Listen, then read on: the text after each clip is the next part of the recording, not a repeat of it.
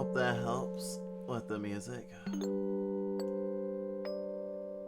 Oh, I recognize that. Oh wait, we had a raid? Damn.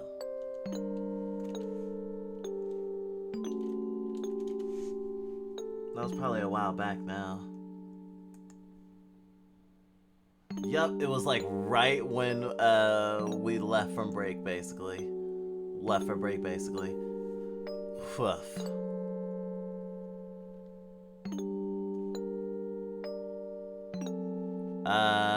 Are you sure that it's not on your end? Can someone else confirm that my mic is low? Cause I'm getting the same levels that Dusk was getting.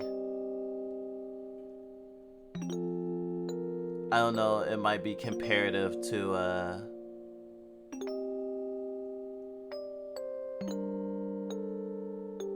that might be comparative to the music, I'm not sure.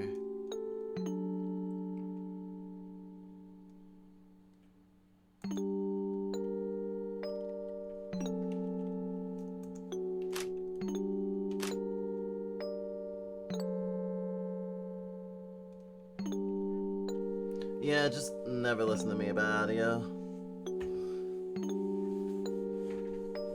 Man, it's always good to check in, just in case.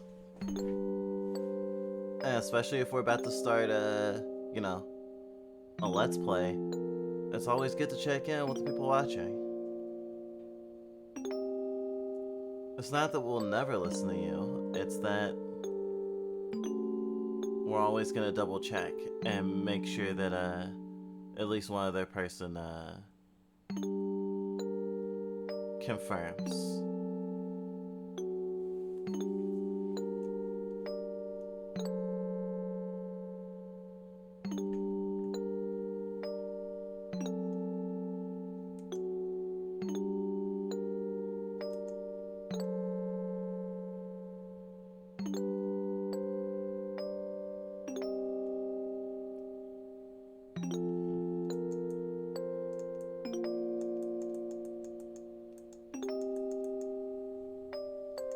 I fiddle with my audio a little bit anyway.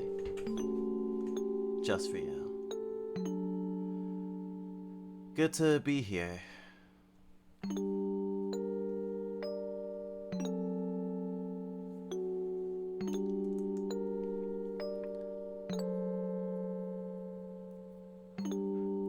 I hope the rares were fine waiting for the break to end too, but I can't expect people to wait 2 hours on a musical loop break.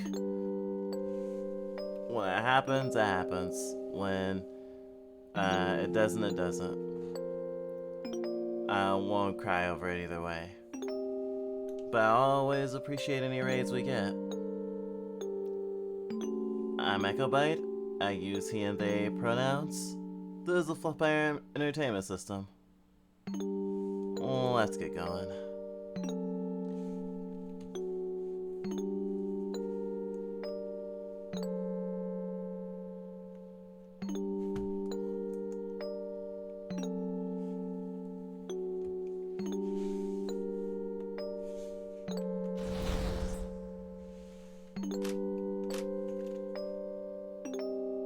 Case 0.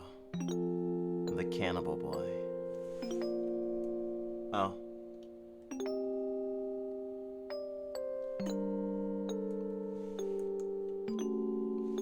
Full screen and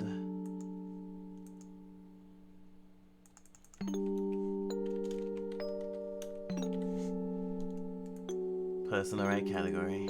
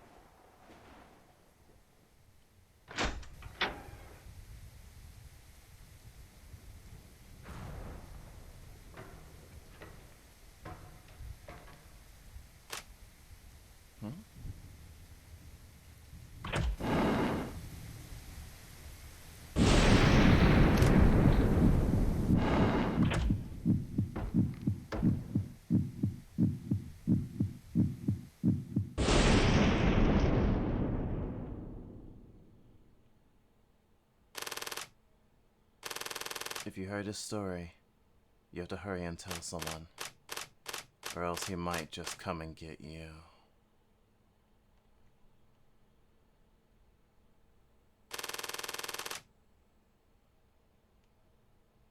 Oh, it's about Brucey. Fun fact, the game says that this is based on a true story.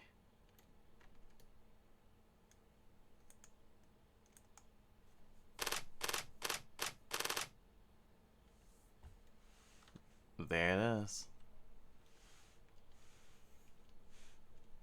The work is partially based on a true story.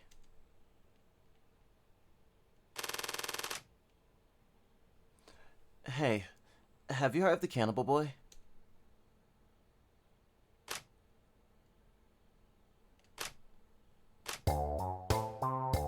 Uh-huh. Of course, it's the urban legend everyone's been talking about. Jade, James, don't you two remember why we're in Jade's room with this heavy textbook on counseling psychology? Huh? I really don't.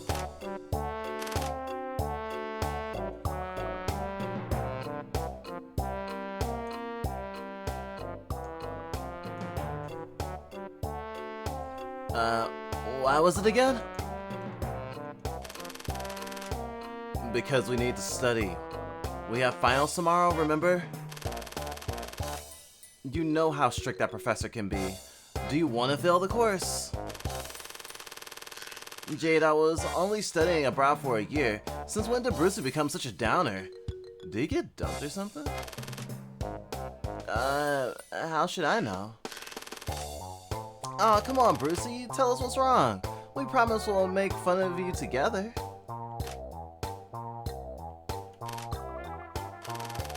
So, anyway, have you heard of the Cannibal Boy or not?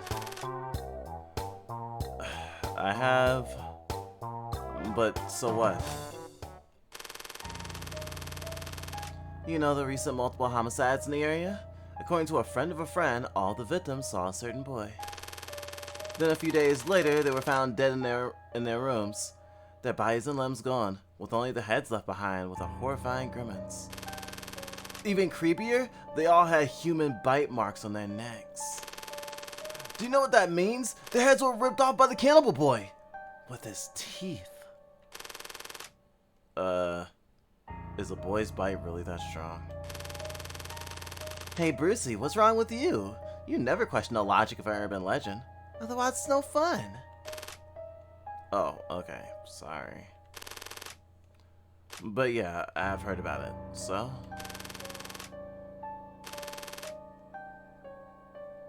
Well, do you know about his past? What caused him to become a bloodthirsty man-eater? Beats me. What? Are you gonna do a case conceptualization or draw his genogram or something? Why not? We get to hear an interesting urban legend and get a refresher on counseling psychology. Let's let James finish the story.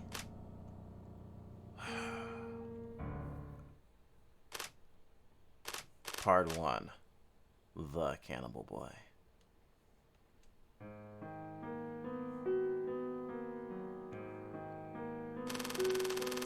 The Cannibal Boy was originally just an ordinary kid who lived happily with his dad, mom, and young sister. Sorry, big sister. But one day, his mom cheated on his dad and left the family, leaving the dad to become an alcoholic. And everything changed. Whenever the dad was drunk, he did stuff to the big sister. The big sister resisted desperately at first, until the dad said, "If you won't play with me, I'll play with your little brother." You're his big sister, right? You decide what you want. So the sister just stopped resisting and let the dad keep abusing her?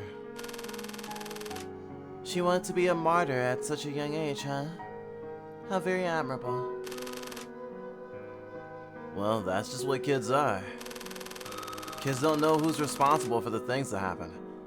That's why some end up believing that their mothers left because they were a bad kid. The big sister was exactly that type. So even though the dad's abuse got worse and worse, and all her little brother did was cry. She shouldered it all. How can a kid deal with that much abuse? Why wouldn't she want to run away? We don't understand. When parents don't act like parents, kids, especially ones with younger siblings, will grow up and take on the role of parents. The big sister became a mother for her brother and her dad. Besides, the way the dad abused the big sister, it's hard to say who the parent was. Yeah? Like you've seen it? After every assault, the dad would lie on top of the sister, crying his eyes out. Mama, don't leave me. I hate you, Mama. I hate you. Go to hell.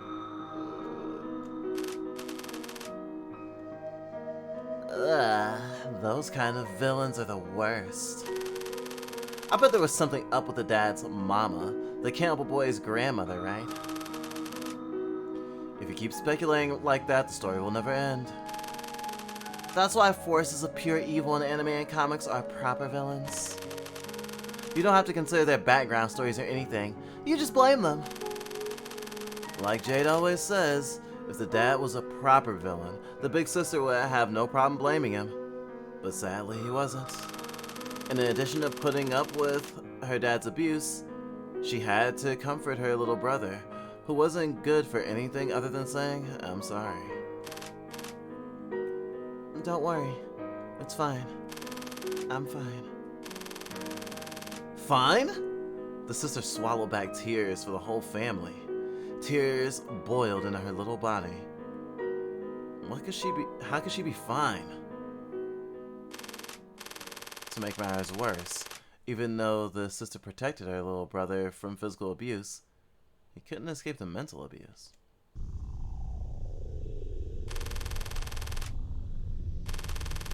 Unfortunately for him, the little brother looked a lot like his mom.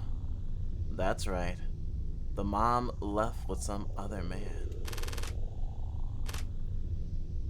He looked like his mom? Oof.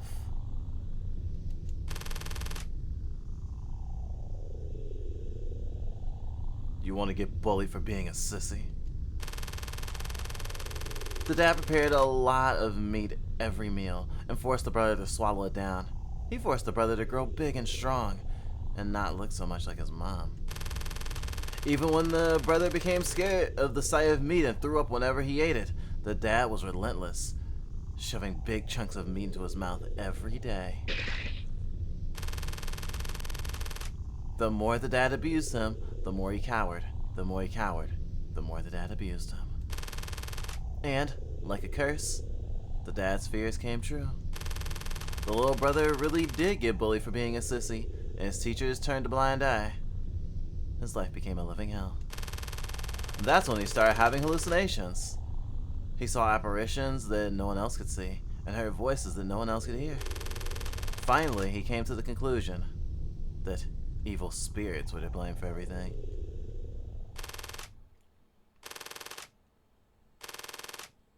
If they really were human, they wouldn't be so mean to me. Dad, my teachers, my classmates. They must all be possessed.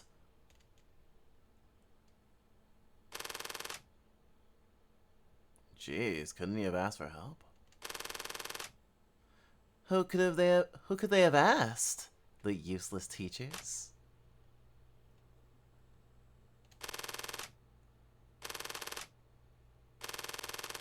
If you tell any of my teachers, I'll kill myself and your sister. You don't want to see your dad and big sister die, do you? I know you're a good boy. As you can tell, the dad's quite the character. Jesus. He's such a drama queen. I haven't even got to the dramatic part yet. Don't blow your load too early, man. One day, the little brother came home, heavy-footed as usual, and opened the door. From inside the house came the familiar smell of alcohol, mixed with blood.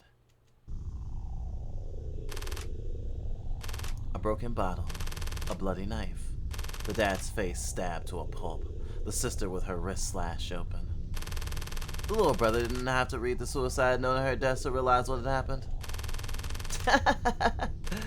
So it was too much for the big sister after all. Or maybe I should say, I'm impressed she lasted that long. When he picked up the bloody suicide note on the table, though, what he saw was... It's your fault! It's your fault! It's your fault! It's your fault! It's your fault! It's your fault! It's your fault! It's your fault! It's your fault! It's your fault! And in that instant, something snapped inside the little brother. My sister would never write that. She must never write anything to hurt me. It must have been... That's right. It was the evil spirit. The little brother's brain rewrote what happened in order to protect himself. The voices he heard and the illusions he saw served to protect the little world he shared with his sister. The evil spirits and Dad wanted to possess my sister, but she didn't want to hurt me and wanted to free Dad, so she killed him and herself. But they aren't the only ones possessed by evil spirits in this world. My teachers are, my classmates are, and so many more people. If I don't do something to free all the people who are possessed, won't my dad and sister have died in vain? There's a reason for all the suffering I had to endure. So it's my turn. My turn to exorcise all the evil spirits. But I can't just leave my dad and sister behind like this. Oh, I'll pack them up and take them with me. Good thing Dad trained me to put lots and lots of meat in my belly. But it'll be a huge hassle for the police when they find the blood, but can't figure out who the victims are. I gotta leave them the heads at least. It's what a good son and brother would do.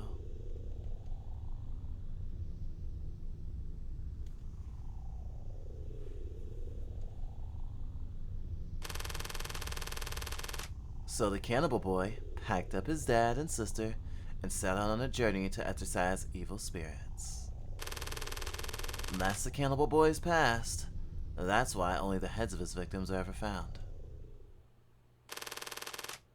It's the last remaining shred of his conscience.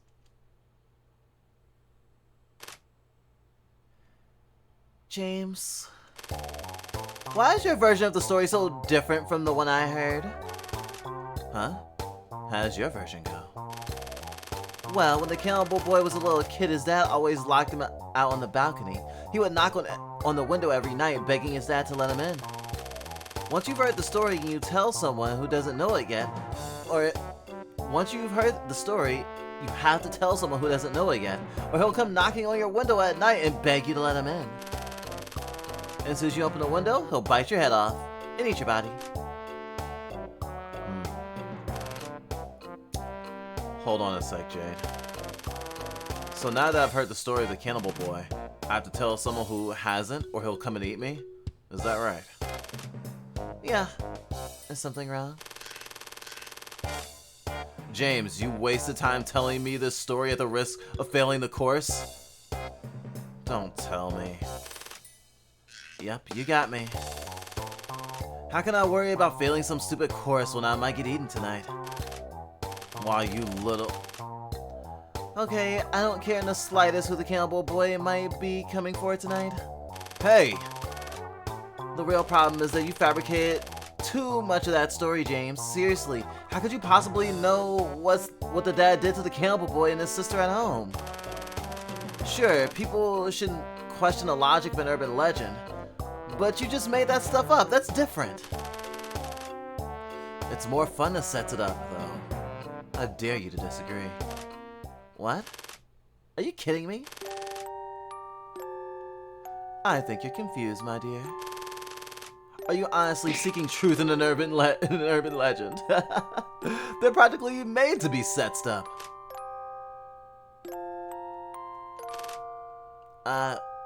Okay. The essence of an urban legend is in the blending of facts and lies.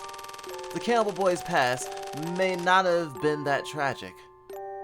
Or it could have been even more tragic.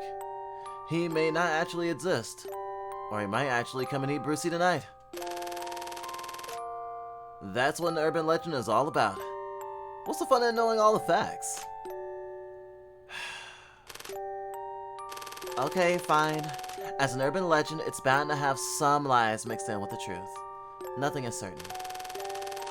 But there's one thing about your version that's definitely certain. And what's that?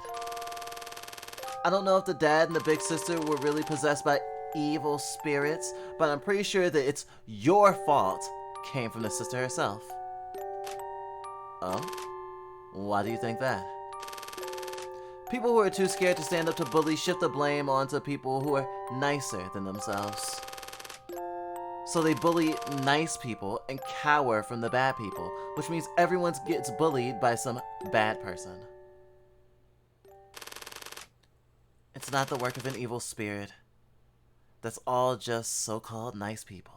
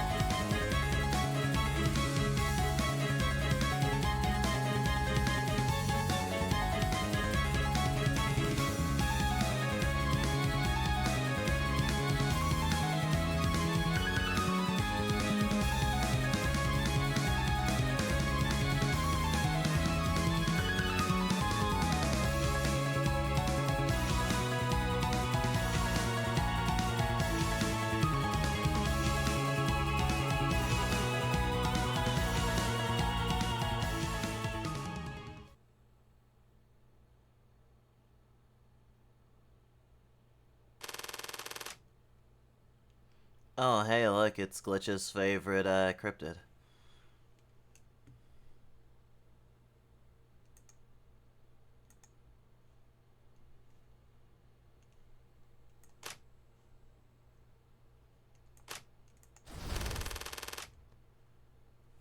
By the way, have you guys heard of doppelgangers?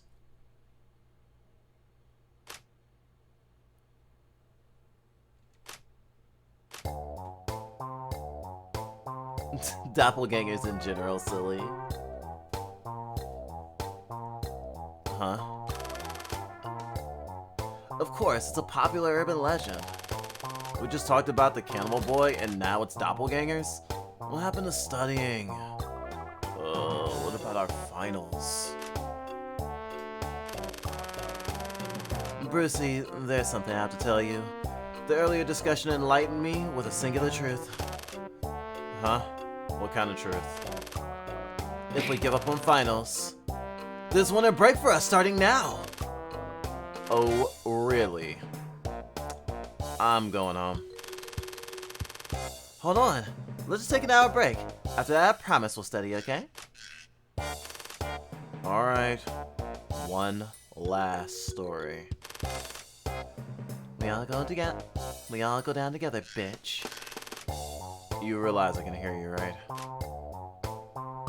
A doppelganger, which literally means walking double, is basically the phenomenon where you or someone else witnesses your double. I'm sure you've heard of it.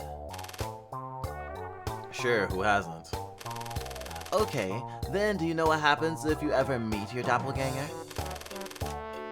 Your doppelganger kills you, right? Anything else? If your doppelganger dies first, you'll die under different circumstances. Oh, so you're dead meat either way. Did you know that doppelgangers aren't entirely fictional? I'm sure we've all come across something similar in our lives already. Know what I mean? Twins! In TV shows and comics, twins often find themselves in similar situations, right? Just like real doppelgangers. Part 2. Doppelganger.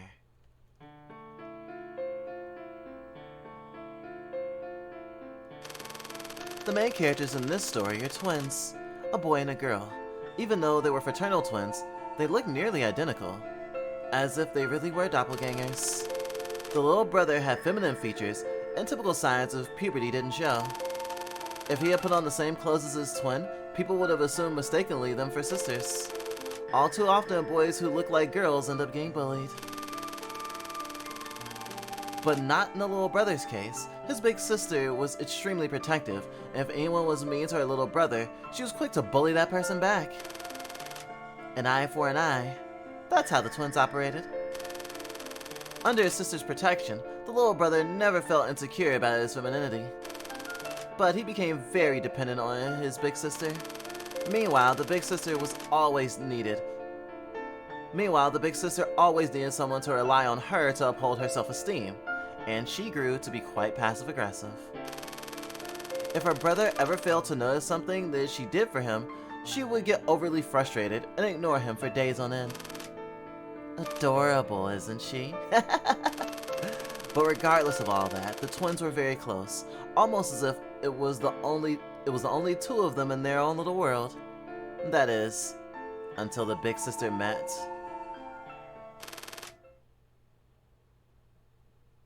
a certain handsome guy.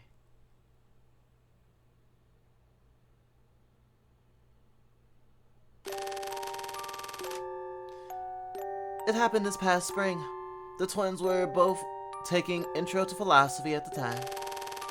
One day, they were discussing animal rights in class, and the professor asked whether it was okay for people to eat cats and dogs. Is that professor a moron or something? What's there to think about? You eat an adorable fur baby today? You might as well eat a baby tomorrow. Could you just let me finish my story, please? Sorry, I just really love animals. Okay. There was this handsome guy who usually sat in the corner and rarely talked. But that day, he raised his hand and spoke. So, we can eat chickens, pigs, cattle, but not dogs or cats? That seems awfully inconsistent to me. Hearing this argument, the little brother had a response. People don't love things equally. That's just human nature. I think that kind of inconsistency is excusable. I don't normally eat animal meat, but it's just a personal choice. If a dog or cat lover still chooses to eat other kinds of meat, I don't think that's any less consistent than my preferences. The two went at it and support was split in the class. As class ended, the professor praised both of their well-constructed arguments. The big sister supported her brother's argument, but she was also impressed by the handsome guy's logical persuasiveness and the articulate way he talked, unlike me.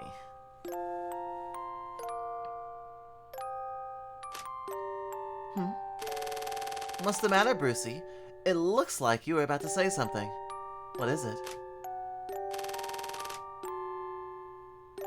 You're talking about Gretty and Hans, aren't you? Gretty and Hans? Who are they? James, you really are something. Do you really not remember them? They were in our year, and you had classes with them. They major in psychology as well. Gretty and Jade, in particular, were very close. But half a year ago, the two of them disappeared. What? Seriously? Jade, I thought Gretty was your friend. Isn't it a little mean to gossip about your friend's disappearance? Look at how sincere my eyes are. Are these the eyes of someone who gossips like that? How should I know? I'm not a telepath. I can't read your mind.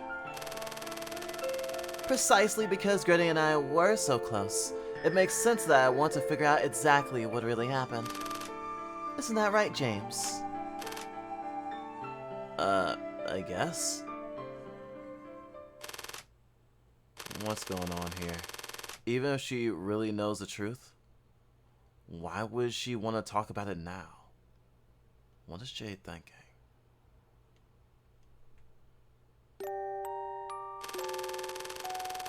As time went on, Hans and the handsome guy clashed in heated debates over all kinds of issues. They became rivals and best friends. When the student association planned a big event, Hans formed a group with Gretty and the handsome guy, and then Gretty invited me, so the four of us ended up working together. It was really fun, but also super exhausting. After a successful event, Gretty suggested going to an amusement park after classes on Friday to celebrate. However, our professor certainly decided that Hans and I were in charge of the next presentation. We needed the time to prepare, so only Gretty and the handsome guy made it to the amusement park. And that's when something magical happened.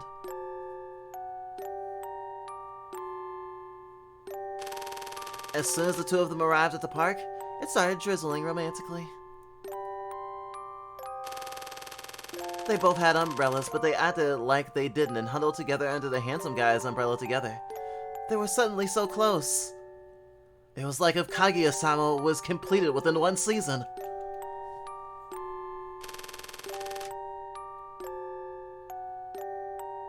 She just said she didn't go. How's she know all this? Hey, I just know what happened, okay? Don't interrupt me. Girls talk. Wait, what?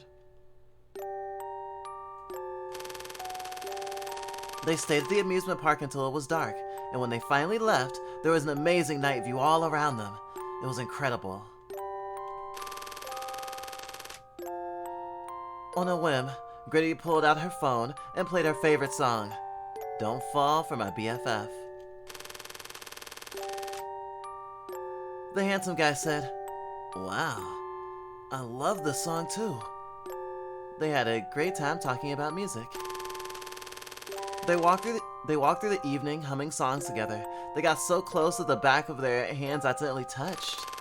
And then, they were holding hands.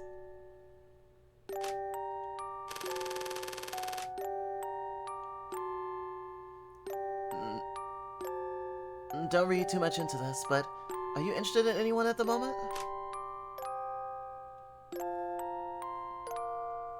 Oh, other way around. Don't read too much into this, but are you into anyone at the moment?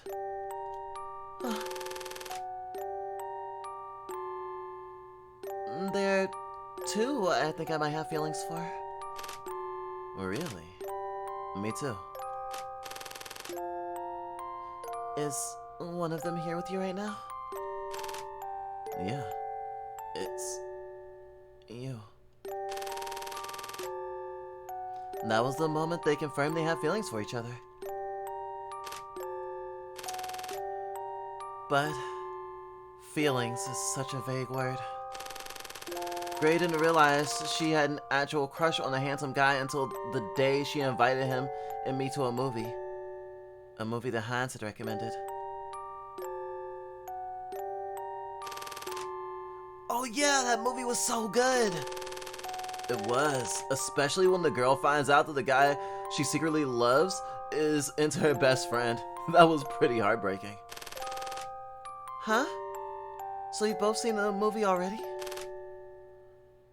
Oh well. I just happened to see it with a friend. Oh, I see. Gretty recalled the handsome guy saying that there were two people he had feelings for. One was Gretty, and the other must be the one he went to the movie with. Thinking about it threw Gretty into a jealous fit. That's when she realized that she'd fallen in love with the handsome guy. What a way to find out. From that moment on, she couldn't get her head out of the clouds.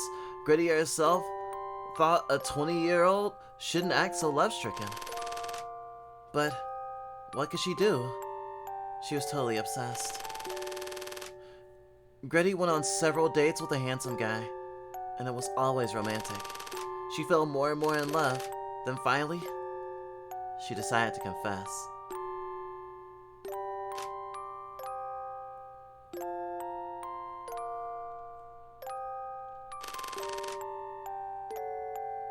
Gretty, I think we should just be friends.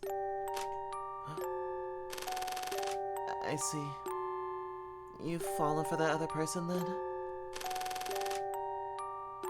Sorry, I should have realized how I felt sooner. No, it's not your fault. Can you, tell me who it is? I can't exactly, but it's someone close to you.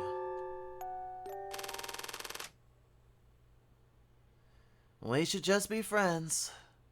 And those words started it all.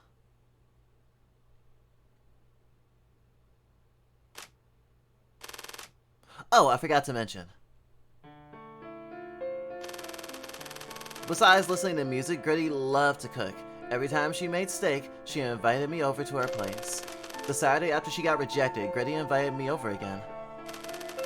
Normally, we laughed and chatted through dinner, but that day, Gritty didn't say a word. The atmosphere was unusually heavy. Hans was out with a friend too. The only sounds were that of cutting and chewing meat. Gritty's steaks were usually cooked medium, but that day they were rare. Whenever she cut her steak, I could see the bright red juice bleeding out. Hey, do you think I'm kind of an attention seeker? Gray finally broke the silence, but started on a disturbing topic. What's wrong? What even makes you say that? You know how I told you my dad was very strict?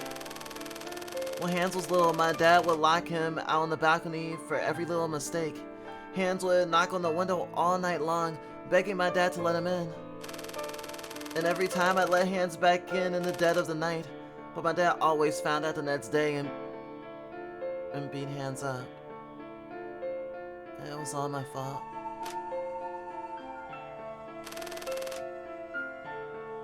It was your dad who beat up Hans, not you.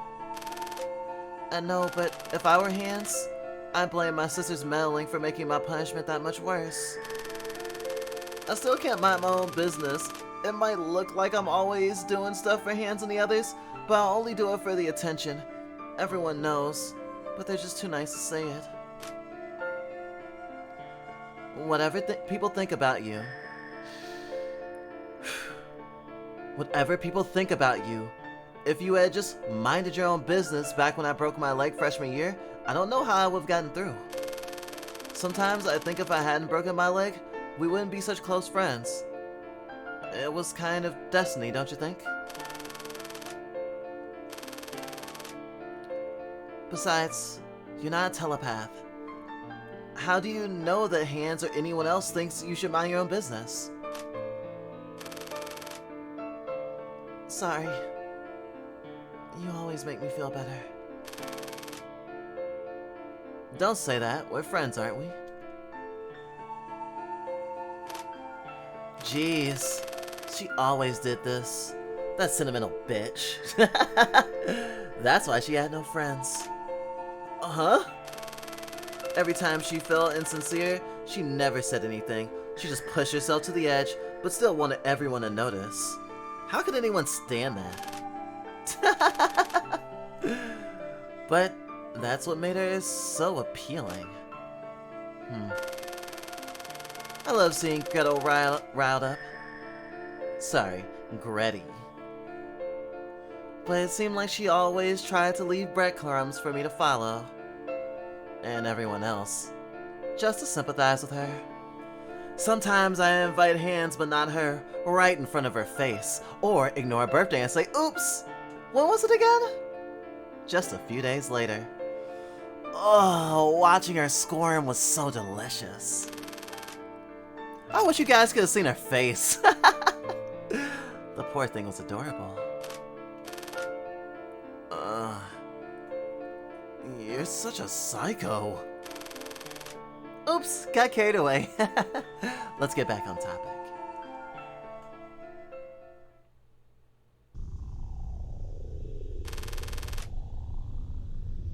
So what's wrong?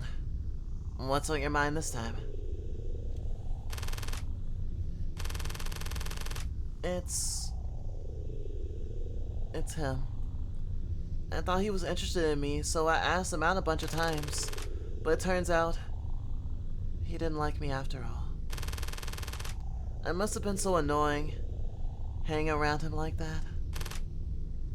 I don't think so. And you know what? He likes someone else already.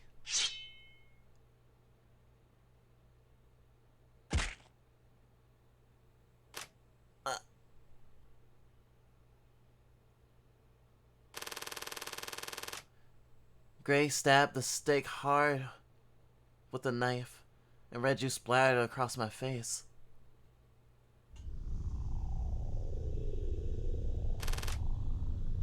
Oops. I'm sorry. It's okay.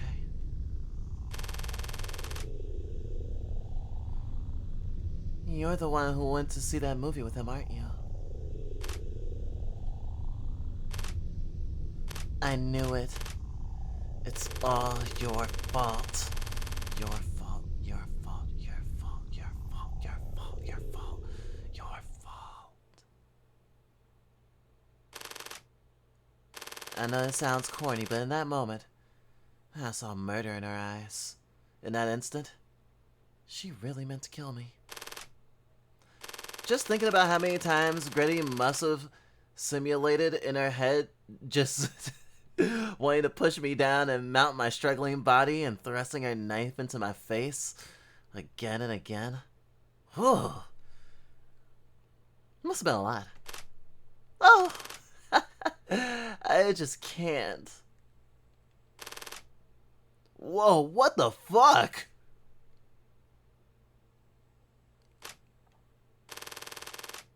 But she just stared at me. She put the knife down with a trembling hand and never touched me once. Why you? Why you? Why you? Why you? Why does it have to be you? If I hate you, I'll lose my only friend who listens to my problems. It was like a bucket full of ice water thrown in my face, and I felt robbed and disillusioned. It looked so promising! But Gray totally ruined the moment. You're just like my dad. It's never your fault, is it? If I blame you, it's like I'm the bad guy. Perhaps to Gretty, the villains in her life who weren't quite evil enough, like her dad and me, were the worst. She wanted to shift all the blame on us, but she couldn't because we weren't completely at fault. We shouldn't see each other for a while. I need to be alone. I listened to Gray's words. I told myself I had to be patient. Not yet. At least not now. Gritty is still just a bud, but sooner or later she'll flower and secrete her sweet nectar.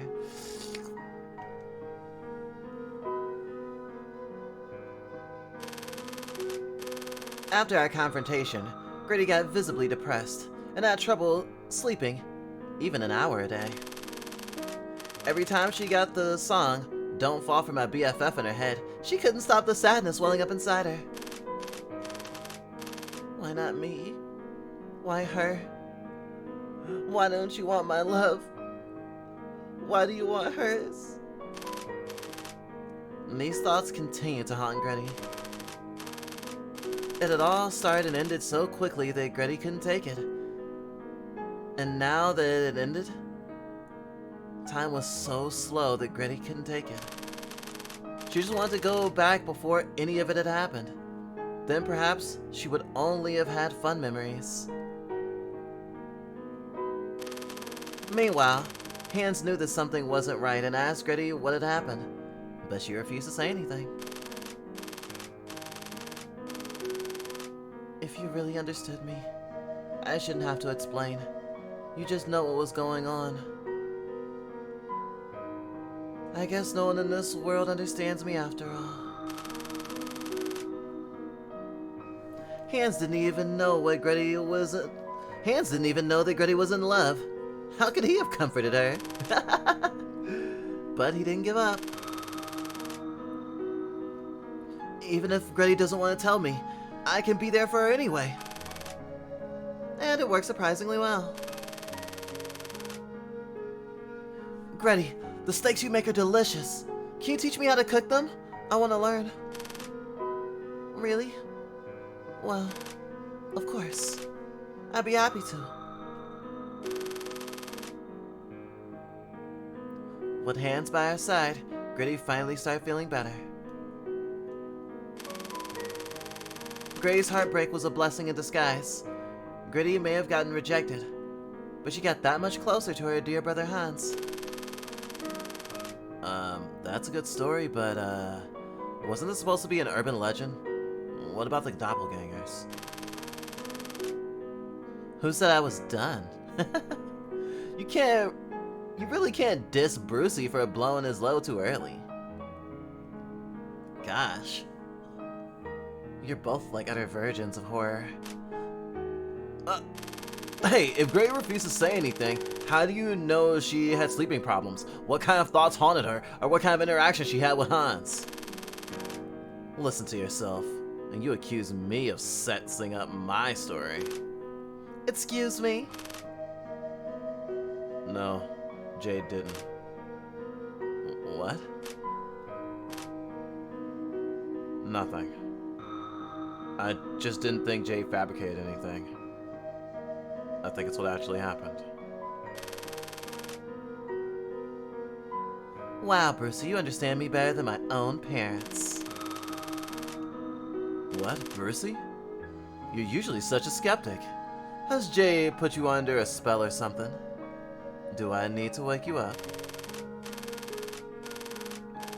I'm not sure, but I get the feeling that Jade still has a joker up her sleeve. There's no good reason for her to make up such little details. How much does she know? How does she know? What are her motives? That's the important part. One day at the end of the semester, Grady and I stayed on campus until nightfall to finish off some essays. Then we headed home together. On the way, I could tell Grady was holding something back. It was obvious that she wanted to tell me something, but she wanted me to take the initiative and ask her what was wrong. Pfft, typical Grady. If I could ever do that. So, we just kept walking, on and on. Writhing in her cage of torment. When we got into a park near the campus, Grady finally opened her big fat mouth. Jade, you're mad at me, aren't you? Huh? I got pissed that the guy I like fell for you, even though it wasn't your fault. I'm really sorry. It was such a shock. Grady was taking the initiative to make up with me? I mean, fuck. All I wanted to do was see her emotions explode. But that was okay. I still had a Joker left to play. Hey, forget about it. But I think you misunderstood, Grady. I pointed towards the park and Grady turned her head to look.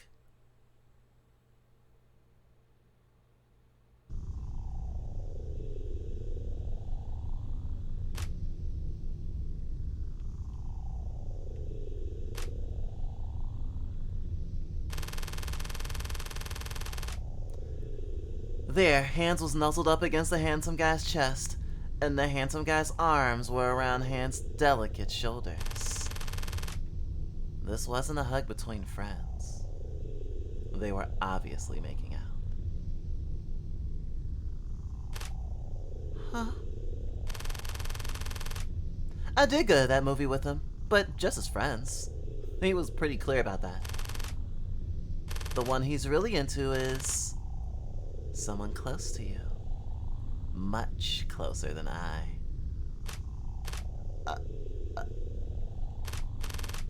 Oh, come to think of it, the last time I went to your place, wasn't Hans out with a friend? Who do you suppose that friend was? What do you think they did? Did you... Did you think they might have gone to the amusement park together? A night with a beautiful view? Did they make out like they're doing right now? Maybe even more passionately. Oh gosh. If it was even more hot, more steamy, like a Dojin Yaoi, wouldn't that be great? Hans? You... Huh? Not quite convinced yet. Fine. Let's listen to the lovebirds talk then.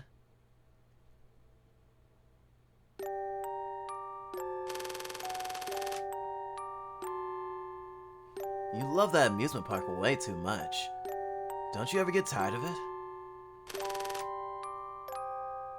Never, as long as I'm with you. I'm having so much fun today. Thanks for asking me out. You've been looking down lately. I hoped it would cheer you up. Well, Gray's been in a horrible mood lately, and she won't tell me what's wrong. I'm worried that she's met some playboy who's stringing her along. If anyone ever betrays Gritty, I'll skin them alive and eat his flesh. Heh, silly boy. Little do you know that the one betraying her right now is you, Hans. Playboy? Where'd that come from? I asked you out and all you can think about is your sister? Gretty will always be my number one. You're number two at best.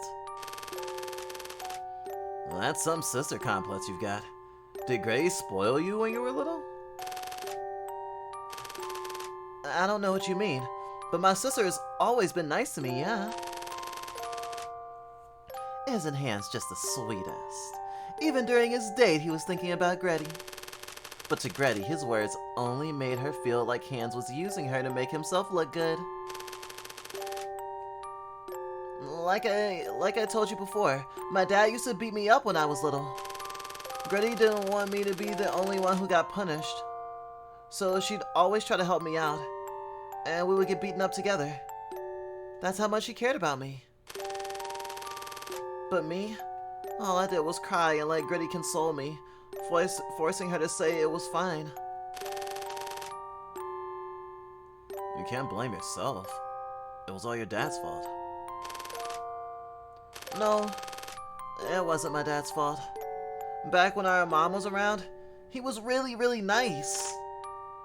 And? My dad's not the one to blame. It was all because of the evil spirit. What?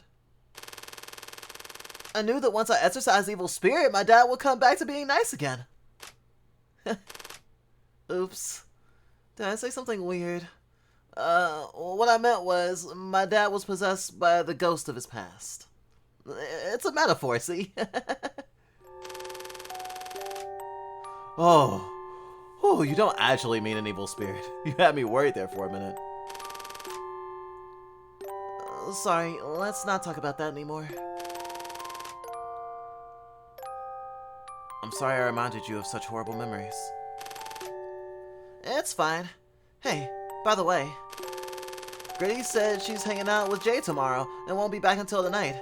How about coming over in the morning? Gritty taught me a secret recipe.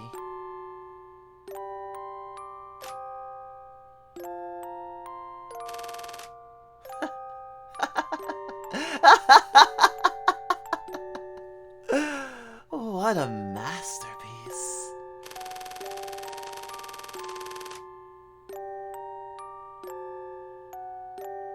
When I was in the lowest of my lows, you had the gall to pester me to teach you how to cook, and it wasn't even for my sake? It was to seduce him?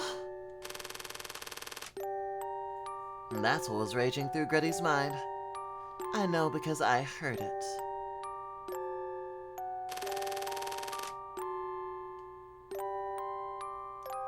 Of course I'd love to go, but I'm not a big fan of vegetarian meals. Vegetarian? Why vegetarian? Huh? I thought you were a vegetarian, Hans. What? No, I'm not. I don't eat regular meat, but I'm not a vegetarian, silly. But the time you criticized my argument in class about eating animal meat. I thought you said you didn't eat meat because you're a vegetarian. Are you just a picky eater? And what kind of meat do you prefer? Could it be the kind I'm thinking about? Oh! That's very naughty of you. Watch out or I'll eat you up.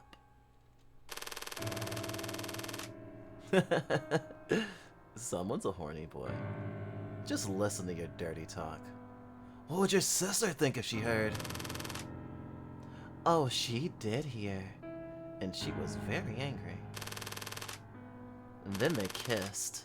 Right in front of us. A wet, erotic kiss with plenty of tongue. Of course, Grady and I were the only other ones there. But it was quite the sight. The two lovers had no idea we were there, and made out passionately for a while.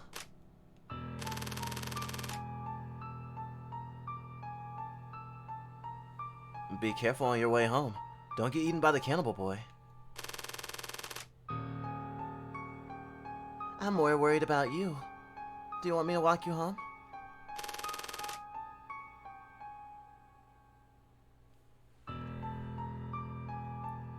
Be careful on your way home.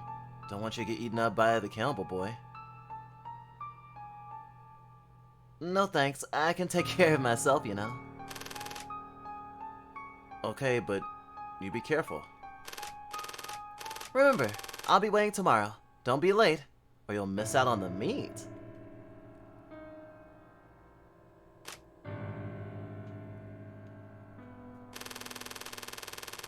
I thought Gritty might do something, but she just walked away without saying a word.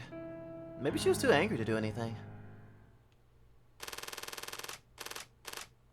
But I could see the butt of her rage growing, larger and redder.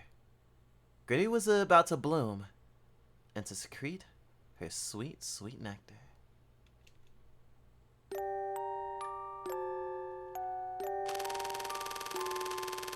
The next morning, the handsome guy arrived at Hans's place on an empty stomach. There, he found a table lined with meat dishes. Sweet and sour pork, pork belly stew, smoked sausage, steak salad, all sorts of dishes. The main dish was Gritty's special steak, cooked rare, just like that other time. Wow, what a feast. Sorry, I accidentally got too many ingredients. Considering how early in the morning you had to come, I was afraid you'd get eaten by the cannibal boy. He's just a man-eater. No need to fear him. There are plenty of vampires in the world.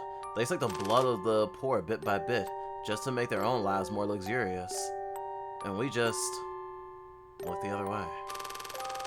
Unlike those vampires among us, at least the cannibal boy kills you on the spot and you don't die, and you die without suffering. If I had to choose, I'd go for the quick death. Besides, the cannibal boy treats humans just like any other edible animal, so many people are quick to judge cat and dog eaters when they have no problems eating chicken, pork, or beef. Compared to those people who discriminate between animals, at least the cannibal boy is morally consistent. He treats all living animals equally. Sounds like flawed logic to me.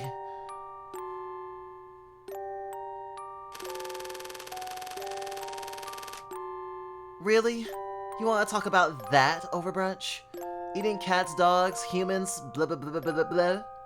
James, wouldn't you feel like... Well, James, you wouldn't feel like eating if you were there, would you? Well, I'm not a freak like them. But forget about moral inconsistency or abuse. In my opinion, it doesn't require complex beliefs or a tragic past for a human to eat other humans. People talking about drooling over sexy bodies and refer to lascivious breasts as melons. People talk about drooling over sexy bodies and refer to luscious breasts as melons. Those kinds of expressions are all over the place, don't you think? We liken human bodies to food all the time. Plus, English, Chinese, and Japanese all use eating-related words to refer to sex.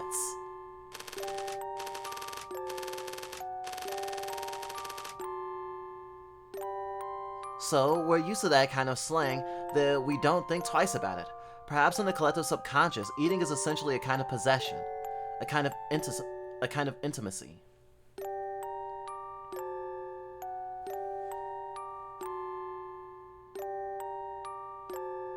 We're so used to that kind of slang that we don't even think twice about it. Perhaps in the collective subconscious, eating is essentially a kind of possession, a kind of intimacy, just like having sex. So if eating is such an instinctive thing, do we need to ask why the cannibal boy eats humans? Do we really need to dig into what a tragic past he has? People want to fabricate past actions, so they're convinced he's a freak and a monster. It's a way to put all the blame on him.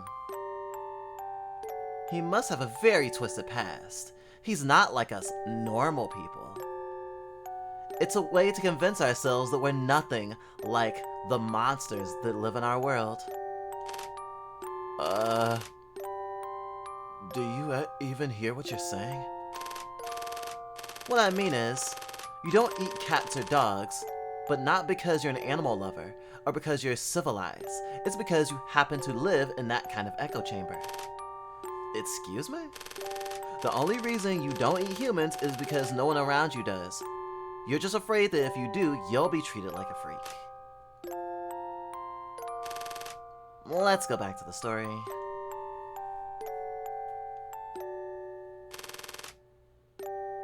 Hans, what kind of meat is this? Does it matter? Do you not like it? I do. It's delicious. I like it so much.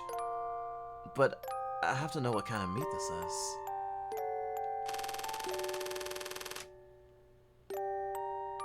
The texture is like beef. It tastes like pork. And it smells like lamb. But it's not restructured meat. Maybe a hamburger that's 70% pork and 30% lamb might taste something like this. But it hasn't been ground. It's a whole piece of meat. Where did you get this? Huh? So you care more about the type of meat than how well I cooked it? Figures.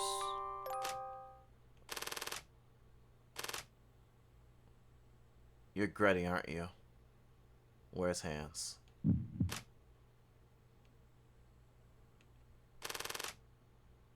What happened between us doesn't concern him. Don't drag him into this.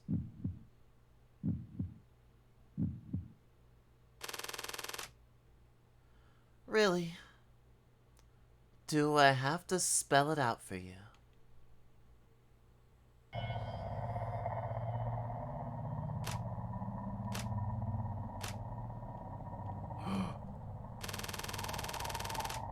The handsome guy looked at the bloody chunk of meat and put his fork down with a shudder.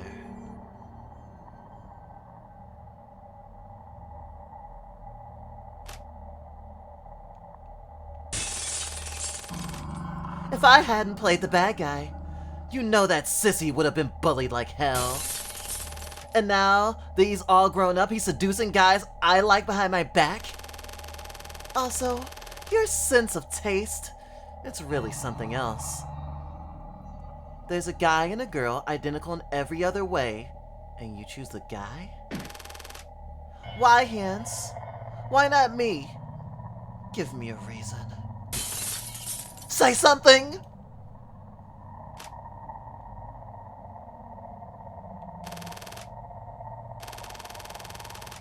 Gretty, I'm actually really curious. Why are you so convinced that you and Hans are identical except for your sets? The handsome guy stood up and walked towards Gretty.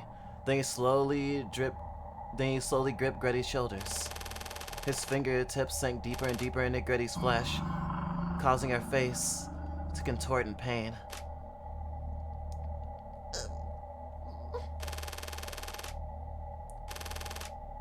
But that doesn't matter anymore.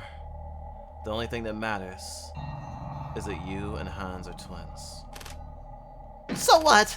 So what if we're twins? Nothing much. Just that you must be as delicious as Hans, I'm sure. Huh? After that, Gretty and Hans went missing.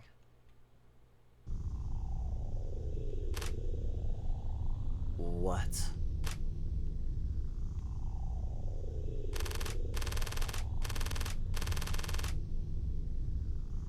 But they weren't dead. They both bloomed with wild abandon before withering in vain, frozen in their most beautiful moments. All it took was a little push for a normal person like Gretty to murder someone and feed the flesh to someone else. At that table, she was a cannibal boy too. Gretty proved that, and she'll live on forever in my heart. Jade? You, me, the handsome guy right here, we're all the same. Humans are all birds of a feather. Consistent beliefs? A tragic past? None of that is necessary. Anyone can turn into an evil spirit. Part 3. Anyone can turn into an evil spirit.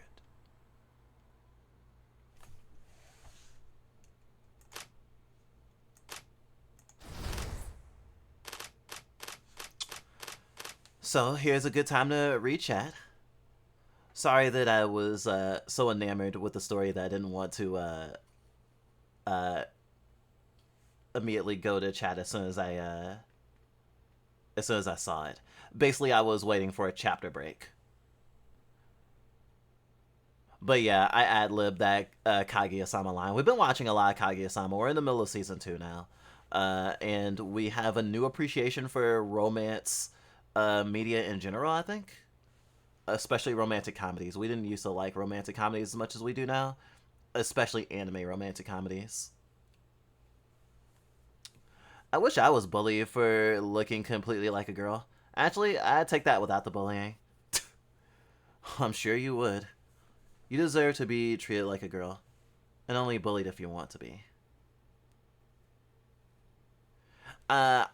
If I had been talking with chat during the reading, but not between the chapters, I totally would have tried to guess about the whole Hans and the handsome boy ship, because it was never explicitly stated who he had the crush on, so it was left just vague enough for that plot twist to feel like a delicious, no pun intended, setup. I have to say, from all the Sounding Stone games I've played so far, this one is the best. But it would not be nearly as good without having played other Sounding Stone games before it. So if I had actually went with my gut and played this first, it wouldn't be hitting this hard. Especially considering the morality and philosophy of this game in particular. It's actually kind of like taking some of the disparate parts of some of the other games we've played so far and are kind of fashioning them together. Although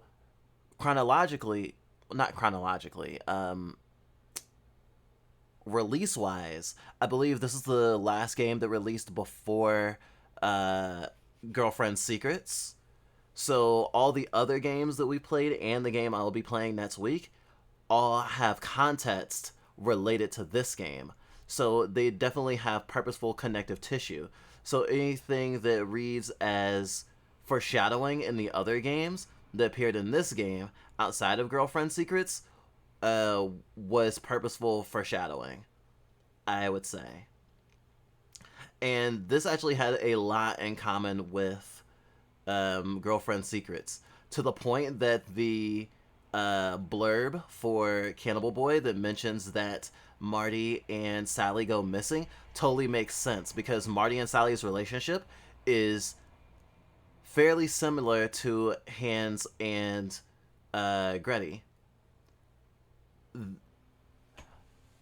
I want a different term than the suspension bridge effect for becoming closer as a means of surviving abuse together, because the suspension bridge effect is something a little bit more, well, I don't want to exactly call it benign, but it's it's something that could happen without you doing it on purpose, or rather it can happen without it being like something manipulative, or it can be done on purpose by both parties. The suspension bridge effect can be triggered by both people planning together to go to something that's thrilling.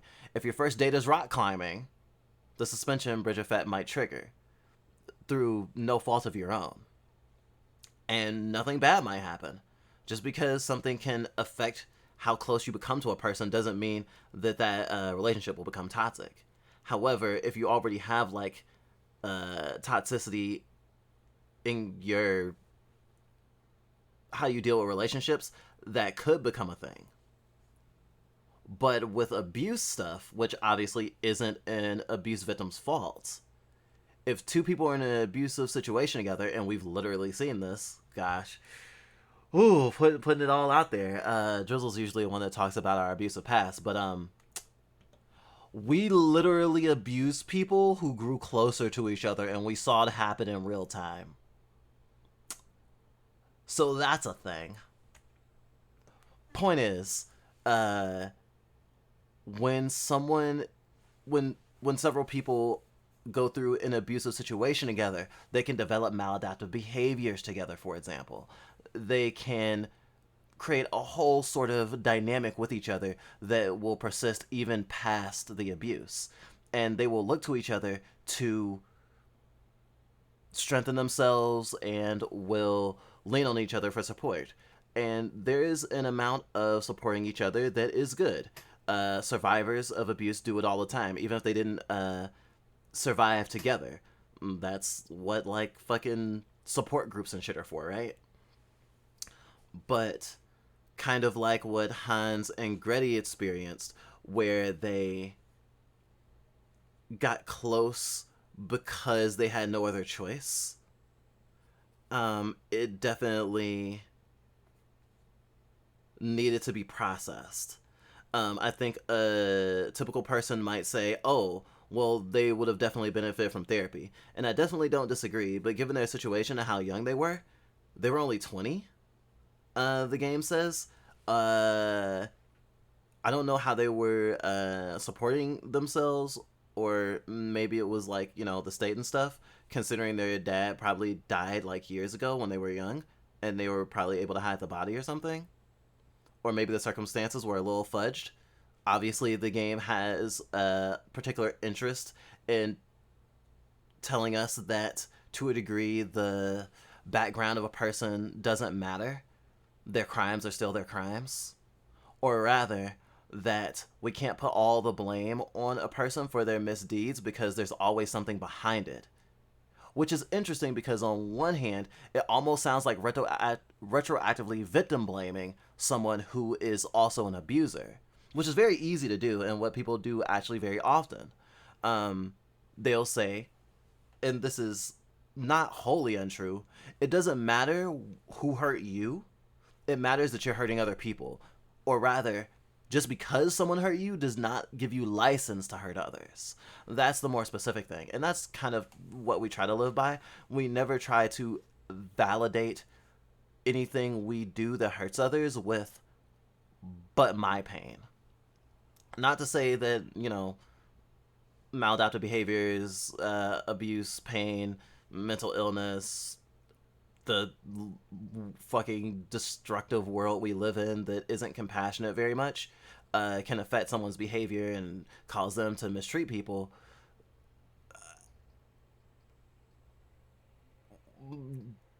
I guess this is a divergence of our philosophy. I'm just now realizing. Drizzle and Dusk and some of our other headmates, Punk, I know at least those three, often say that they don't believe in good and bad people. But I think that I do, actually. I still think that there is a world of gray, but I think the difference between being a good or a bad person, quote unquote, would be trying to mitigate the harm that you do. It's not about necessarily doing X amount of good deeds, right? Or putting X amount of good energy into the world, but actually trying to do better and not always blaming the world and your pain for the harm that you do, which is very easy to do. We're all mixtures of bad and good. No one has completely done good. Although, if you do enough bad, it can totally eclipse the good you've done. And no good you do can ever eclipse the bad you've done. They both still exist at the same time. As someone, or some ones, I suppose, that have both abused and been abused, it's a very interesting place to be. And we always try to interrogate how we feel about it, because it's really easy as someone who's been hurt to tip into anything I do is valid because I've been hurt and I deserve X, Y, and Z. You have to be willing to hold yourself up to a certain standard, but you also have to be willing to be kind to yourself. It's a little bit of both.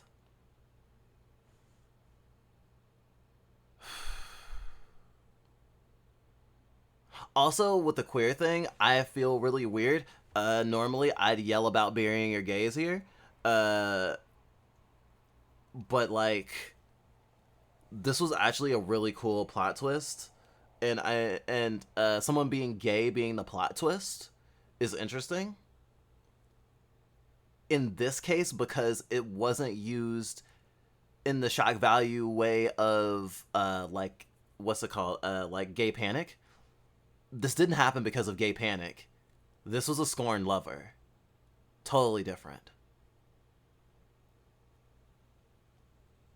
And this is the second nod to queerness.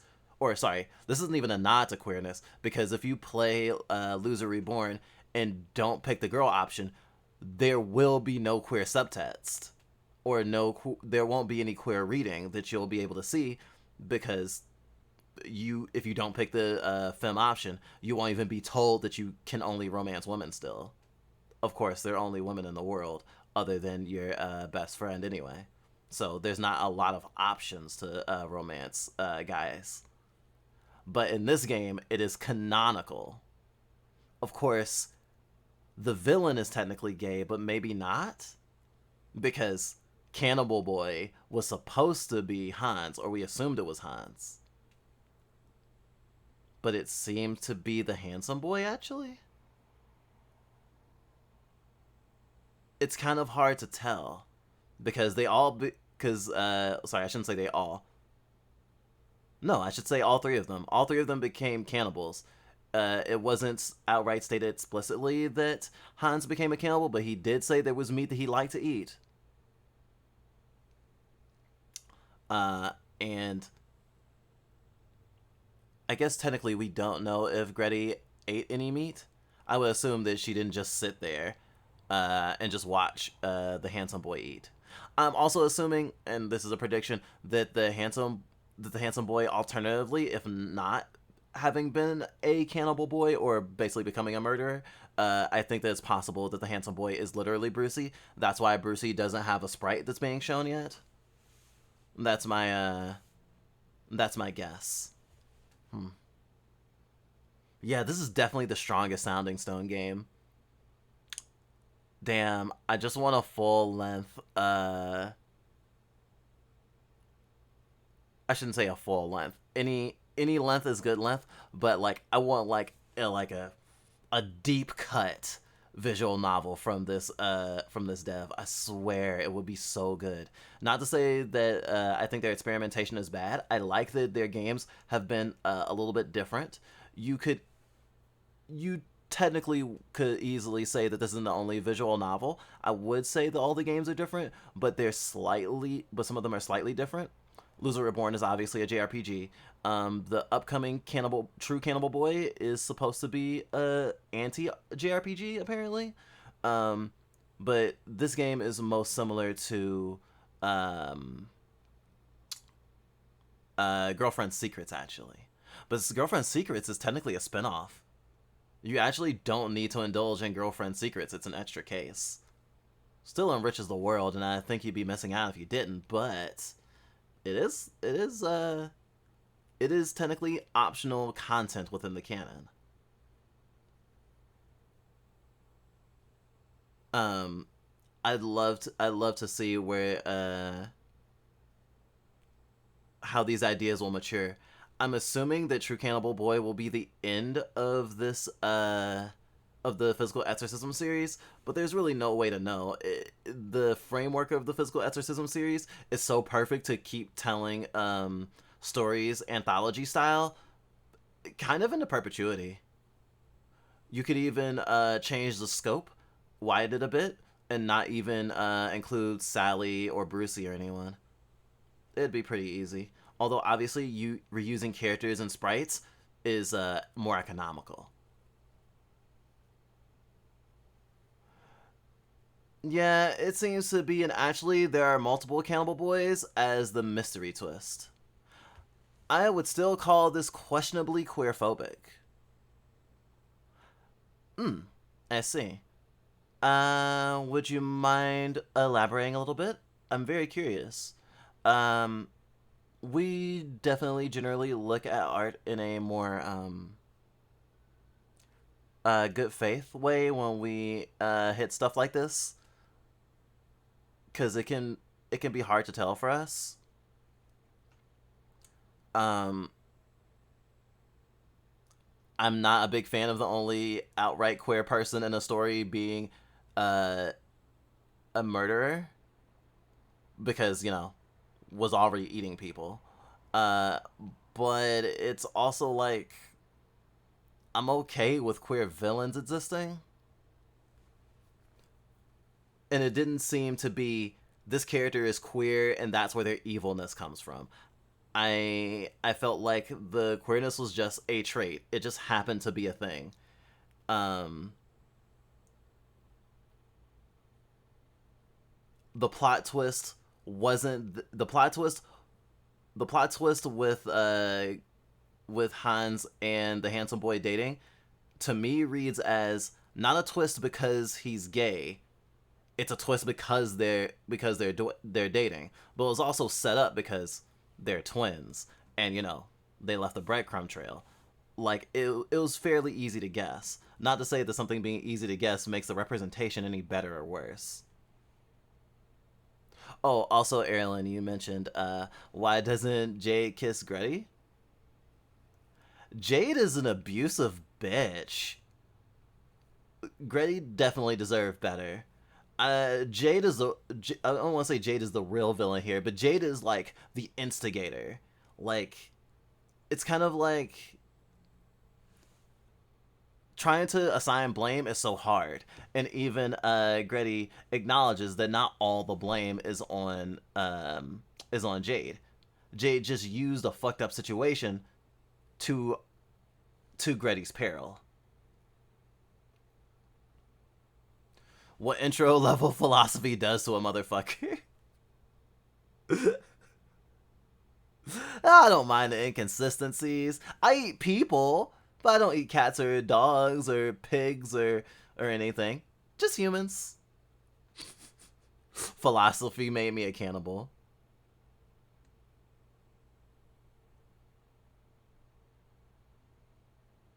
I don't want to elaborate. Sorry. Okay. That is your right.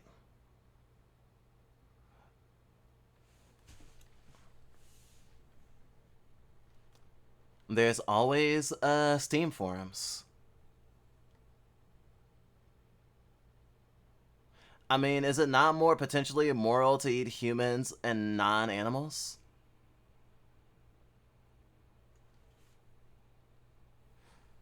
Uh, it, with how we treat the concept of moral, we don't think of it as you either are moral or you're not, or you're immoral. It's you have morals and they're specific to you, but they are obviously reflective of or informed by the society or the culture that you live in. Though to not evade your question, it could be seen as way more morally dubious to consider eating humans because of like sentience, right? But when you dig into uh animal consumption and you think about like what constitutes not being deserving of pain, I don't think the reason that most humans say you shouldn't eat other humans because they're humans uh technically technically holds up, because causing undue pain to something that doesn't understand is also not morally right. If someone if someone cannot comprehend something bad being done to them, even if they are quote unquote at a lower mental capacity than you, that doesn't mean they should be hurt. Going from the other way, a human that is considered less intelligent than the average human, an animal that is more intelligent than how we consider animals. Things like dolphins and squids, or sorry, octopi, come under contention on if they are uh, morally good foodstuffs because they can think, they can act like us. Pretty much the closer something is to human in human culture's conceptualization of that animal, the harder it tends to be for someone in that culture to eat the thing. The thing that makes it quote unquote morally irreprehensible to eat cats and dogs ends up being the cultural significance of cats and dogs as domesticated animals within human culture. They're protected. If you think of all animals being grouped together and being excluded by what their usefulness is to humans, you have domestication, you have cattle, you have like uh, animals that are used for work of some sort, and you would have I guess that would be a subgenre of that would be like animal testing. Those are the main ways that animals are made to serve humans or their purpose is shaped by humans. I don't think it would take very much for society to have a shift where eating humans to some degree is morally okay or considered like culturally acceptable. Um, but when I say it wouldn't take much, it's like the Earth moving a couple of degrees. Just a few inches could mean catastrophic changes.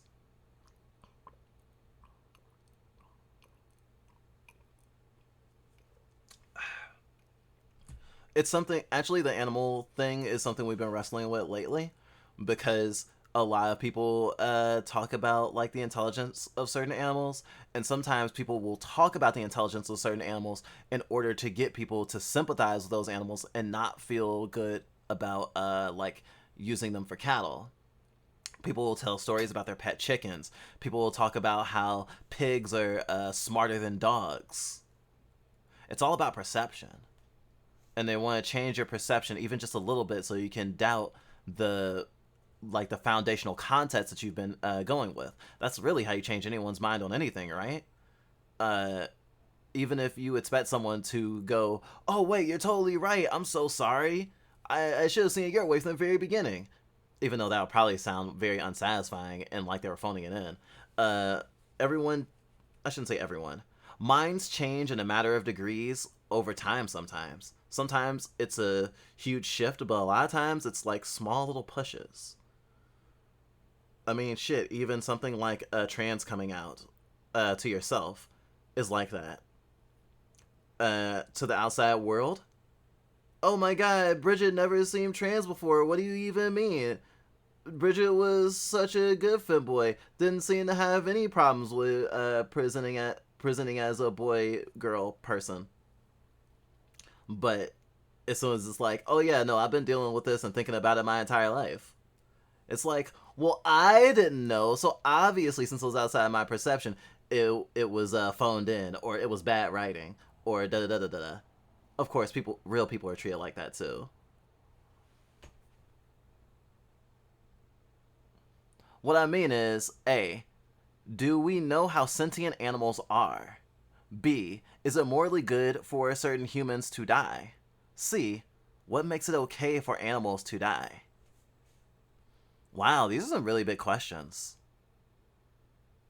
But to break it down, or at least to look at it from my perspective,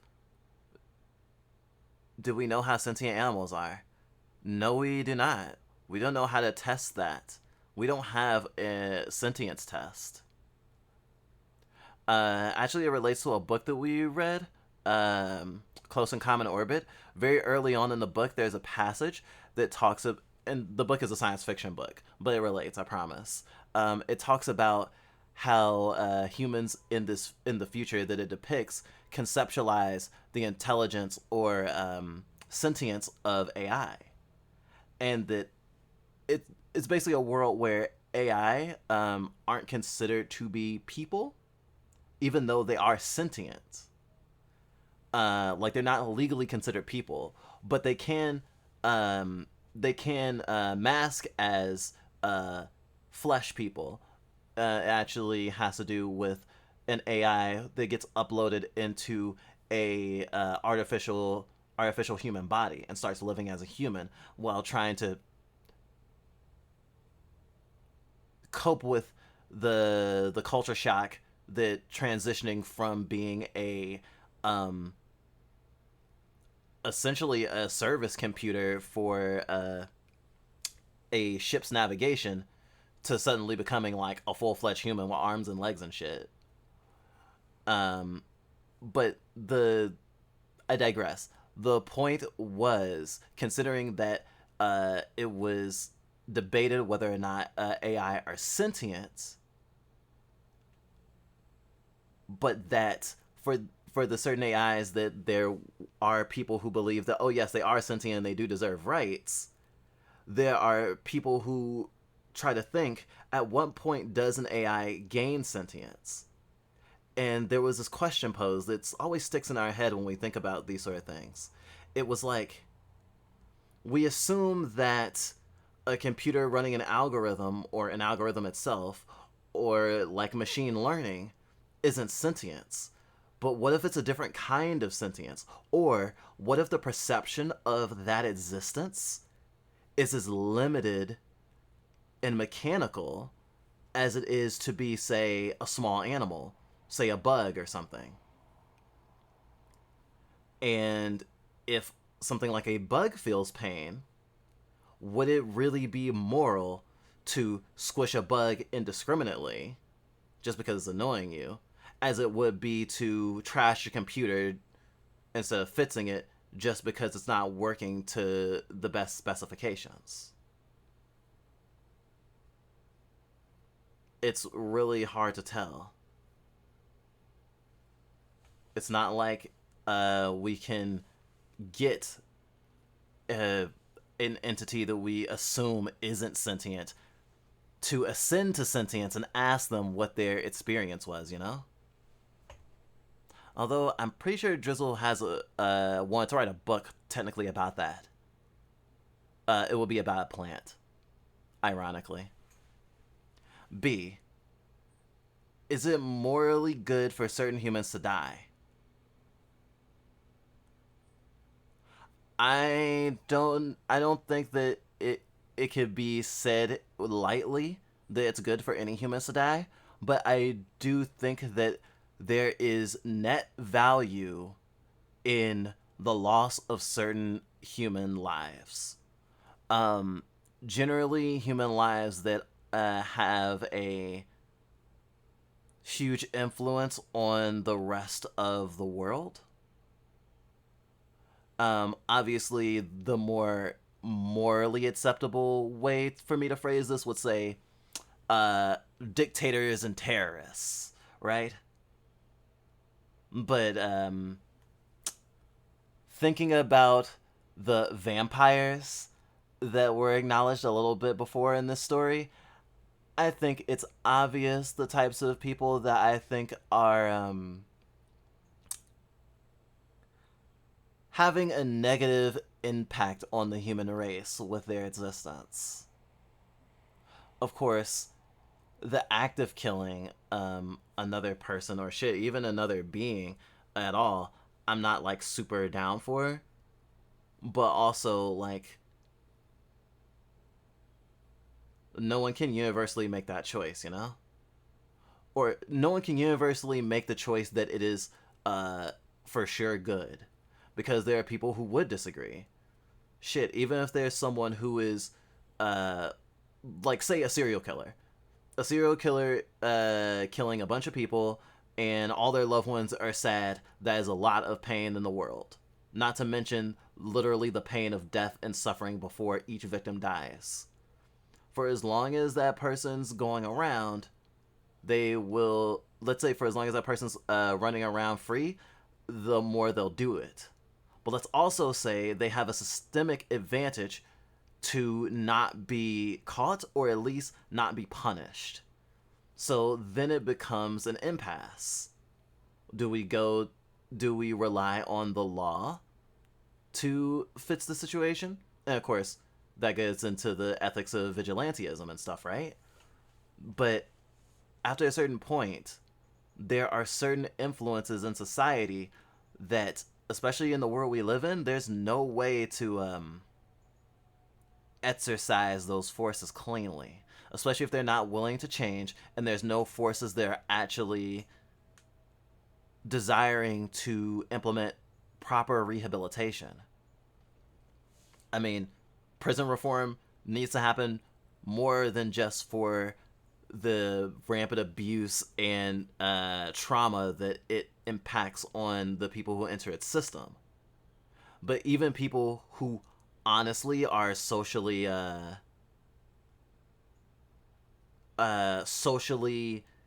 incongruent with society, whose antisocial behavior is like kind of meets the definition of why like crime is considered the way it is. Like, as long as there's no way to actually rehabilitate those people, then sometimes keeping them away from the rest of the population seems to be the best choice. Honestly, I would, even in an imperfect world, I would like it to be done as humanely as possible, though. But in such a world where someone can't be helped to be better and not hurt others, and they will keep hurting others if not stopped, is it morally good to end their life? I hate to admit it, but maybe. And of course, C. What makes it okay for animals to die? Uh, I think I think an easy low hanging fruit would be to say apathy. Kind of the reverse of what they were saying in the story. If it was common to eat meat, if it was common to eat human meat, then you wouldn't have as much of a problem with eating human meat because it would be normalized, right? If eating meat in society is normalized, then to not eat meat is to be is to deviate. You're being deviant. vegans, vegetarians, or people who don't eat certain kinds of meat like us, we don't eat pork or beef, for example, are deviant. Uh, though I think it also comes down to the nature of how human society has progressed. Meat has been a staple of human diets for a really long time. So it's not necessarily even a moral question, that last one, right? It's something that we've become accustomed to as a species. And it is part of a food chain that we used to exist in a more harmonious way. Now we control the food chain. We're at the top of it. We eat animals that we would never generally be able to eat on a regular basis. But now, if a person has enough capital, they could eat sushi every day if they want. Uh, Unless there's like a supply chain issue, generally there are things that people have access to that they wouldn't normally have. So, considering how modern society is, how human history is, and how easy it is to disregard non human entities for our own pleasure, it's okay for animals to die because it benefits humans. I think that's the simpleness of it. The answer to B. Oh, B has an answer? That's a little that's a little egotistical of you. The answer to B can come in specific situations. Okay, specific situations. Either you're okay with killing people who have done reprehensible things and intend to continue doing so, and killing them is easier in your mind than trying to rehabilitate them. Then there are monetary situations where someone is killed in self-defense.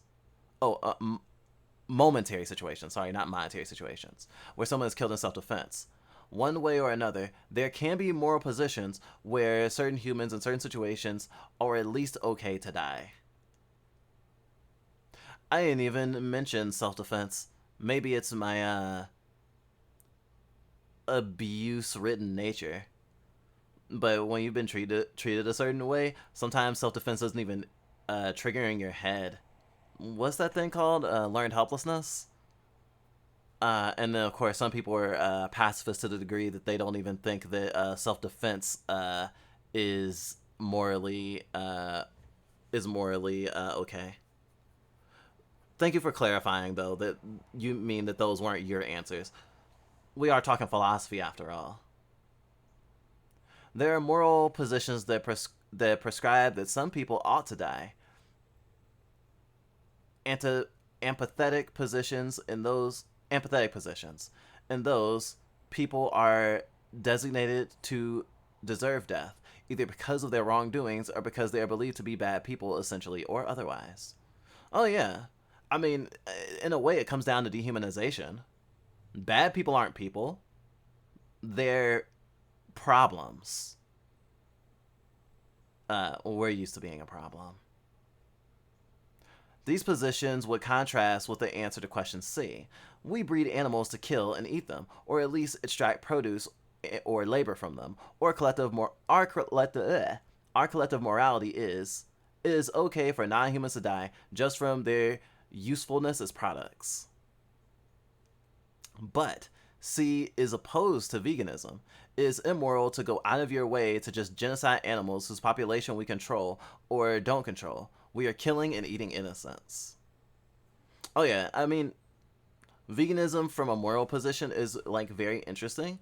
We saw a video essay from the leftist cooks recently talking about that, and it was very interesting, especially because one of the leftist cooks is not a vegan, but does enjoy vegan food, and was talking about the efficacy of like eating vegan and was in support of it.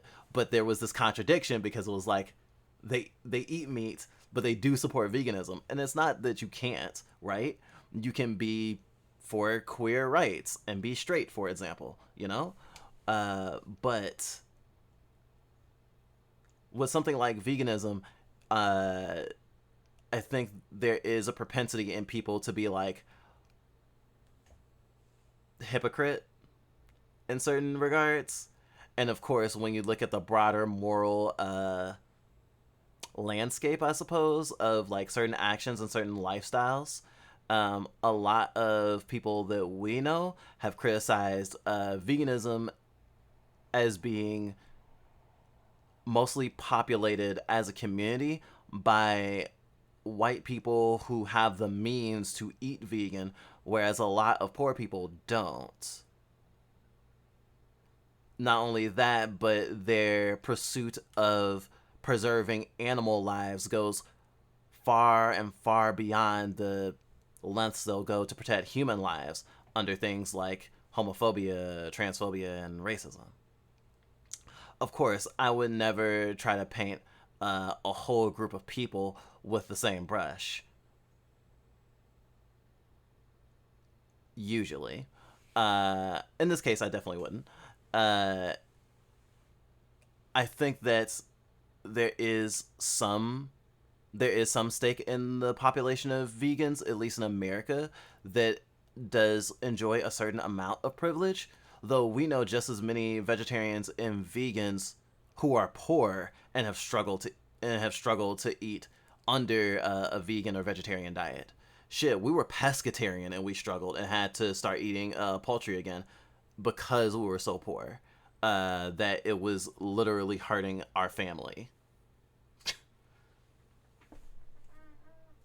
So there's also, like, on an individual level, the economic and cultural incentive. People look at you weird if you don't eat meat. They judge you. A lot of people will assume that you think you're morally superior to them. There's a lot to that.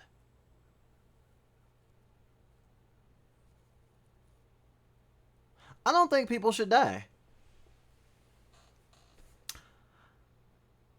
I guess that's where we differ. But now I'm about to be a semantic-y bitch because I think it's okay for people to die. I don't think people should be killed, i.e., murdered or genocided or, that sort of thing. Or even to a certain degree be killed through inaction. Of course, no one's, maybe not no one, because I'm thinking of, like, healthcare workers or something. Most people aren't inherently, and then there's also, like, parents. Okay, in a lot of cases, you are not responsible for someone, whether someone lives or dies. In most cases, at least not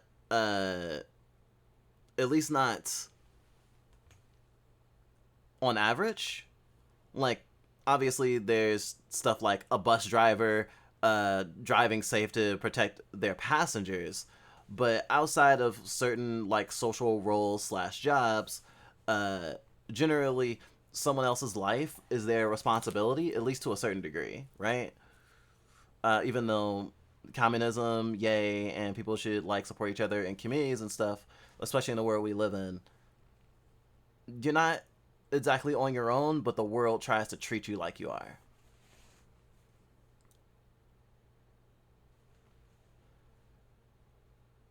And given that, people, like, acting in their own self-interest is, like, absurdly common. I don't like to be like, yes, there are people in this world where if they were dead, the world would be a better place. But I absolutely think that there are people who are alive right now that if they were dead, the world would be a better place. But most of them are uh, very rich people that I will never meet. Probably all of them, to be completely honest. Uh, so I suppose maybe I don't believe in that certain people should die in the most direct sense. I guess I believe that the lesser evil is a world without them, despite the fact that uh, I don't endorse killing. Obviously, living is pug, but we're talking about philosophy. This is all hypothetical, obviously. But under these positions, would it not be easy to argue that eating these specific humans is the moral thing to do compared to just eating innocent animals. Well, I guess it'd be less of a waste. But and I do think that under that position that that argument could be made. I think that most people are going to dissent from that position, saying that animal lives do not equal human lives. And there are many people who do not agree. Shit, I don't even know if I agree. Though I do think animal lives are valuable. But it's also a really sticky moral dilemma because it's kind of like how people will say, oh, well, you know, we've all bought into this system that we're in, usually talking about something like capitalism or something, or like the way the world works. And like, as someone who had who had no consent in the matter of how the world works, the world already worked the way it did when we came into it, and then continued on its course, despite our best efforts to try to make it different or will it different or be such a special person that we could change the world. It's pretty bad. So like, it's kind of hard to just be like, it's kind of hard to just say, oh, like, we're all in this together in the sense that we all chose to live this life.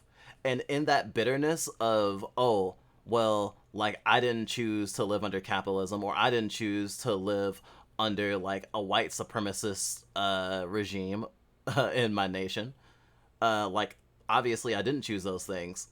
But in a similar vein, I didn't choose to live in an industrial meat grinding complex of a culture.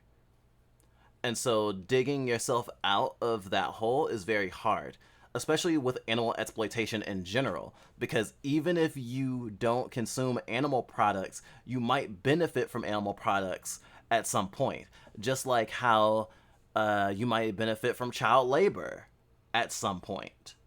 Or I should say unlawful child labor, because plenty of people benefit from child labor. Did you know that the voice actor for Lane and Serial Experiments Lane, at least in the video game, I don't know for the anime, but for the video game, was actually voiced by someone who was a 14-year-old girl at the time of the recordings.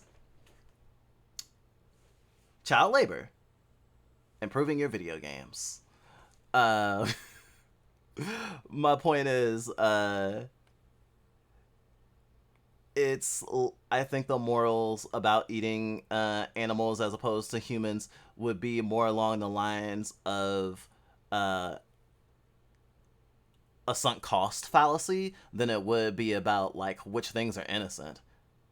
Especially because in society as a whole, maybe not individually, there seems to be a acceptance of innocent people being hurt if it helps a greater good, or if we don't have to see it.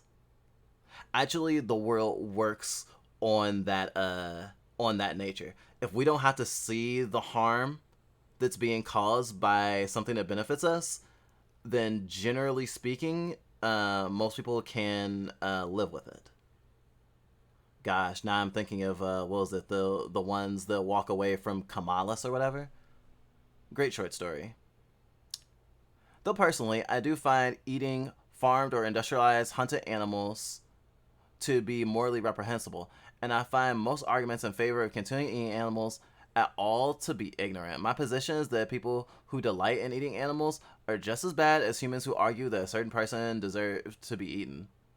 I see. I don't think I will ever argue that a person deserves to be eaten.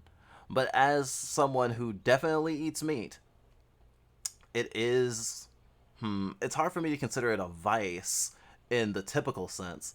But considering how much suffering is behind such an act, I'd say it should count as a vice.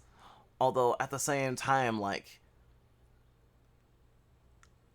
to go out of your way to not eat meat or consume animal products, or maybe just not eat meat, because I'm sure that there is honey that, for example, that doesn't abuse bees to make. I think even Lily, you've told us that there's like bee honey that is artificially made. I think that you're the one who told us.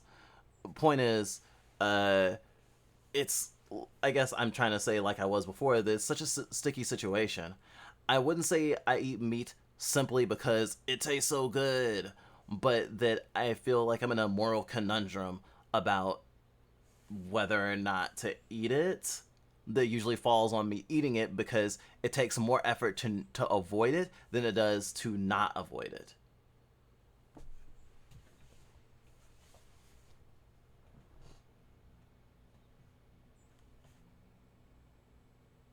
It's a hard position to be in. Although with the proliferation of artificial meats, maybe it won't be such a hard decision eventually. God, I hate personal responsibility politics. I do still eat meat, still eat animal products. I might stop soon. I'm just not okay with it on too many levels now. I got you. Veganism honestly should not be necessary to change diets. Purely lifestyle vegans are less coherent than vegan activists who are some form some or who are so from ecological and systemically moral perspective.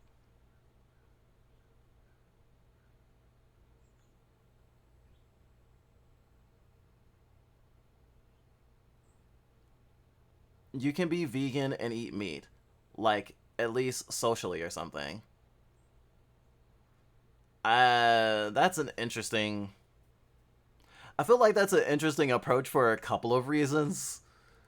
If because if you don't eat meat enough, you'll get sick when you do eat meat.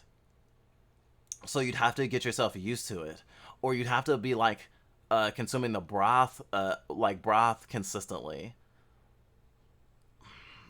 I think it would be kind of hard to be well, I guess there already exists freegans. Freegans are poor people who are vegans who, when they have no other choice or when free food presents itself and it's not vegan, they will eat it because they can't afford to not be vegan. I.e., they're vegan unless it's free. So I guess considering that, I guess yeah, you can technically be vegan, or like I guess I would say there's a vegan spectrum then, because I kind of wanted to be less fluid because I'm used to the definition being just you don't eat meat or consume animal products. But like from a like social perspective, and like all the other moving gears, uh, like blinding yourself to the other context would be kind of shitty. It's no one eats meat in a vacuum, except maybe bugs that got sucked into it as well. My position is more that the philosophical situation of someone dying is always inferior to the potential of rehabilitation and continuing leading a more positive life. Like where Queen Bozo II, someone who abandoned her way and lobbied to end English imperialism, then her death wouldn't have been as good as it was now. If a queer person kills a bigot who was going to hurt them, that's an unfortunate and an unfortunate and necessary situation.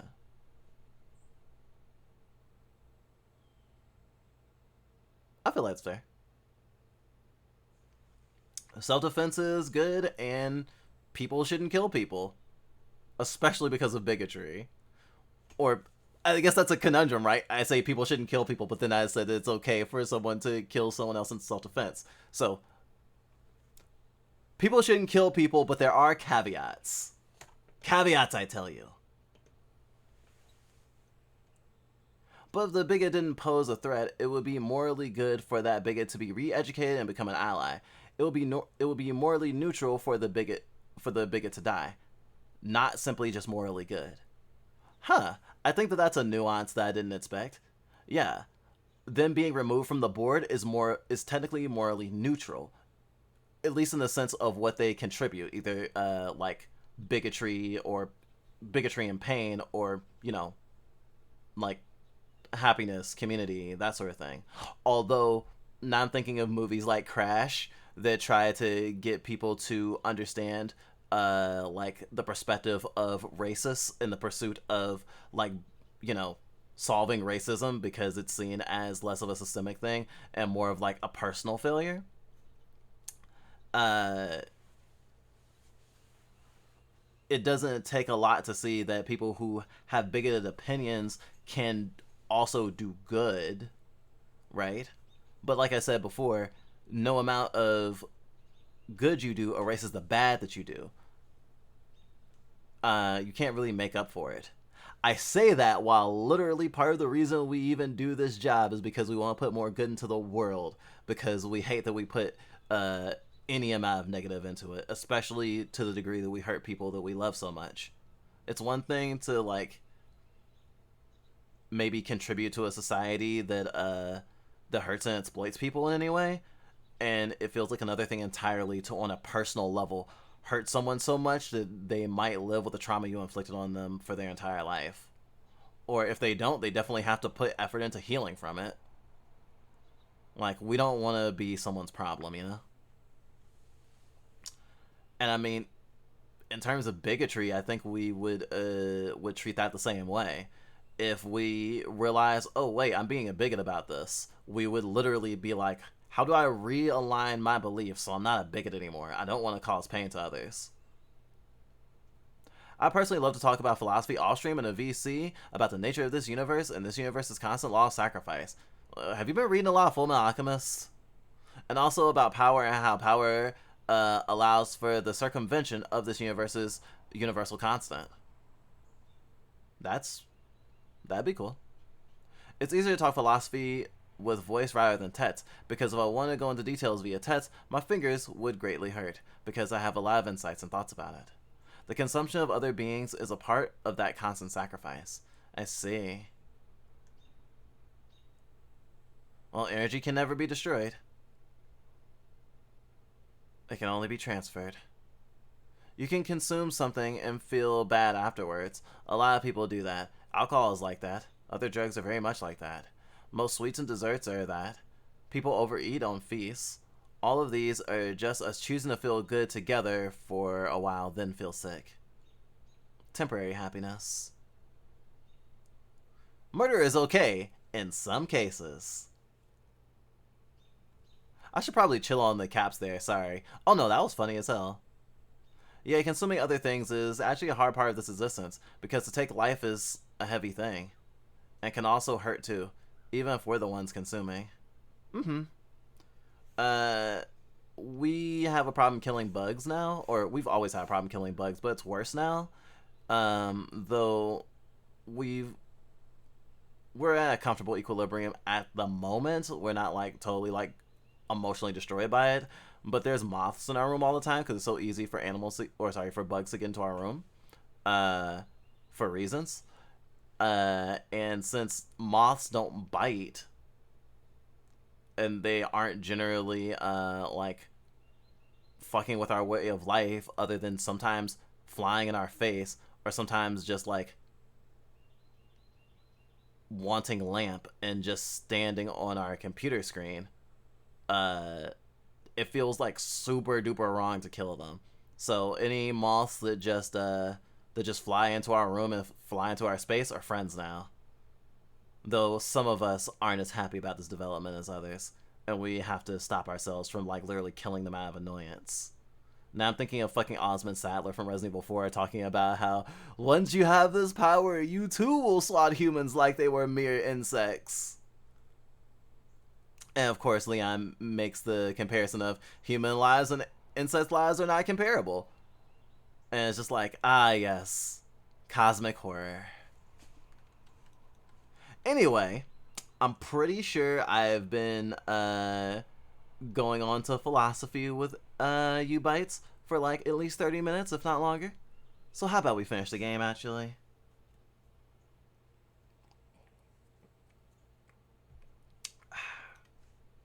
Long day.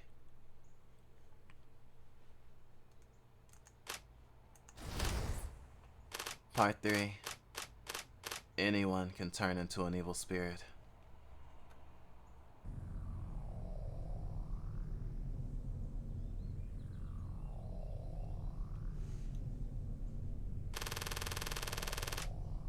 Anyway, I'm sorry, I spent too much time on one urban legend.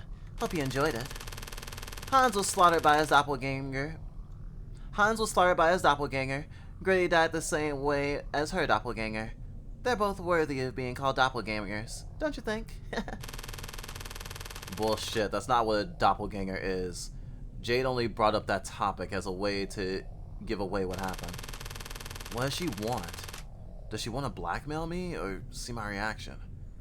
Or does she just want to prove her pet theory that everyone's insane? And how does she know everything about Gretty and Hans? By stalking them? Spying? Or maybe she hacked into their devices. Jade, why did you tell us this urban legend? Oh, come on. You of all people should know, Brucey. Hey, what the hell's going on? Were you two plotting to scare me or something? Is that why we've gathered in Jade's room? I think I understand why Jade said her eyes were sincere. They're the eyes of a writer, evaluating her work. Even Jade herself is a jester made to dance in her script. So now James and I have told our urban legends. Shouldn't you tell one too?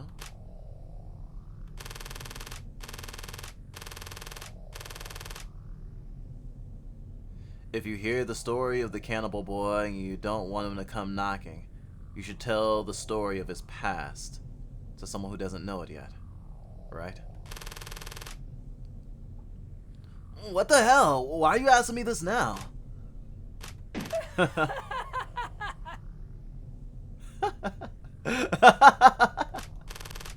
What's so funny, Brucey? Ridiculous. There's no past worth talking about. You civilized people eat plenty of animals. But you point at people who eat cats and dogs and call them savages. It makes me sick. If you can't eat some, don't eat any. If you want to eat some, then eat them all. Is it that hard? Is it really that hard to be consistent? That's all there is to it. Plain and simple. Stop that, Brucey. You've got to leave him some hope. Just look at James's face. Can't you see it's filled with despair? How's the climax gonna happen now? Do you realize what a nuisance it is when too many people find out what I like to eat? I always set an annual limit for myself. But I guess I'm gonna go over this year. I guess I should reward Jade's enthusiasm with an urban legend of my own. But I really don't like to conjure things up. So I'll let James here experience it firsthand.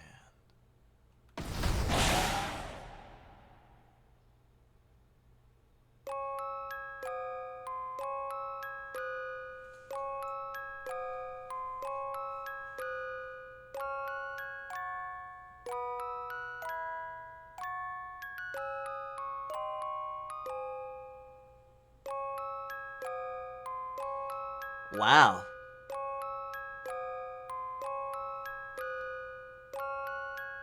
So now I'm utterly confused because Brucey is the name of the Exorcist character from the other game and the game we're playing next week. So hopefully the next game will help me understand, because that was wow.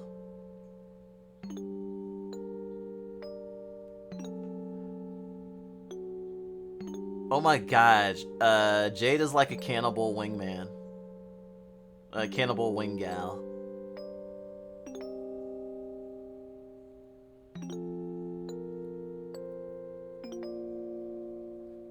People are consistently inconsistent.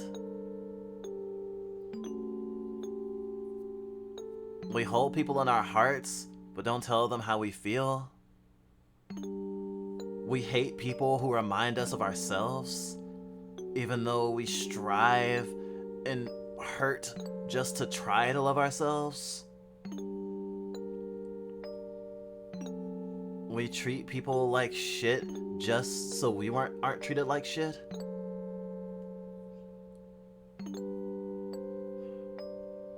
We experience pain and empathize with some, while seeing others in the exact same pain that we felt and don't even sympathize.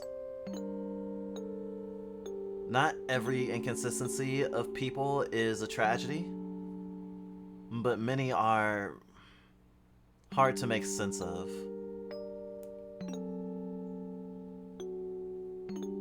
It's kind of hard. I can't tell you which inconsistencies are better than others, can I really? We all have to decide for ourselves what things are okay and what things aren't. I think to compulsively only respect people's decisions if they are completely consistent all the time is unfair.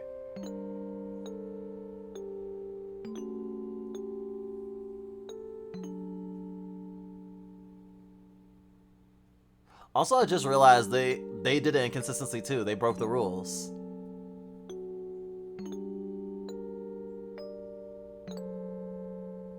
Unless James broke the rules.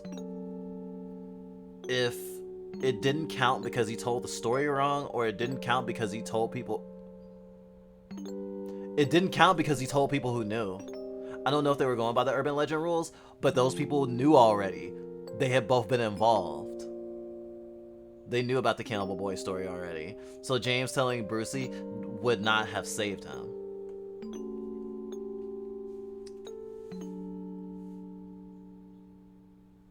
I'm assuming True Cannibal Boy will actually explore Hans, since Hans's character model is the one on the cover of True Cannibal Boy. This was an interesting case, especially because it was the first case with I suppose, a disposable main character. I guess technically James was not the main character. This is like an anthology within an anthology, which was really interesting. I really appreciated its approach, especially for the wider narrative. And I can't wait to see if there's just a shared name there with the Brucey, or if there's something else there. Because the character model we saw for this Brucey seemed different, but since this Brucey was in college, I just assumed that it was a time difference. I guess we'll just have to see. So next week, I'll be playing the last game in the Paranormal Exorcism. How many games is this? 5? Quintuplology? I'll be playing the last available game in the saga of the Physical Exorcism series. Case 01. Physical Exorcism.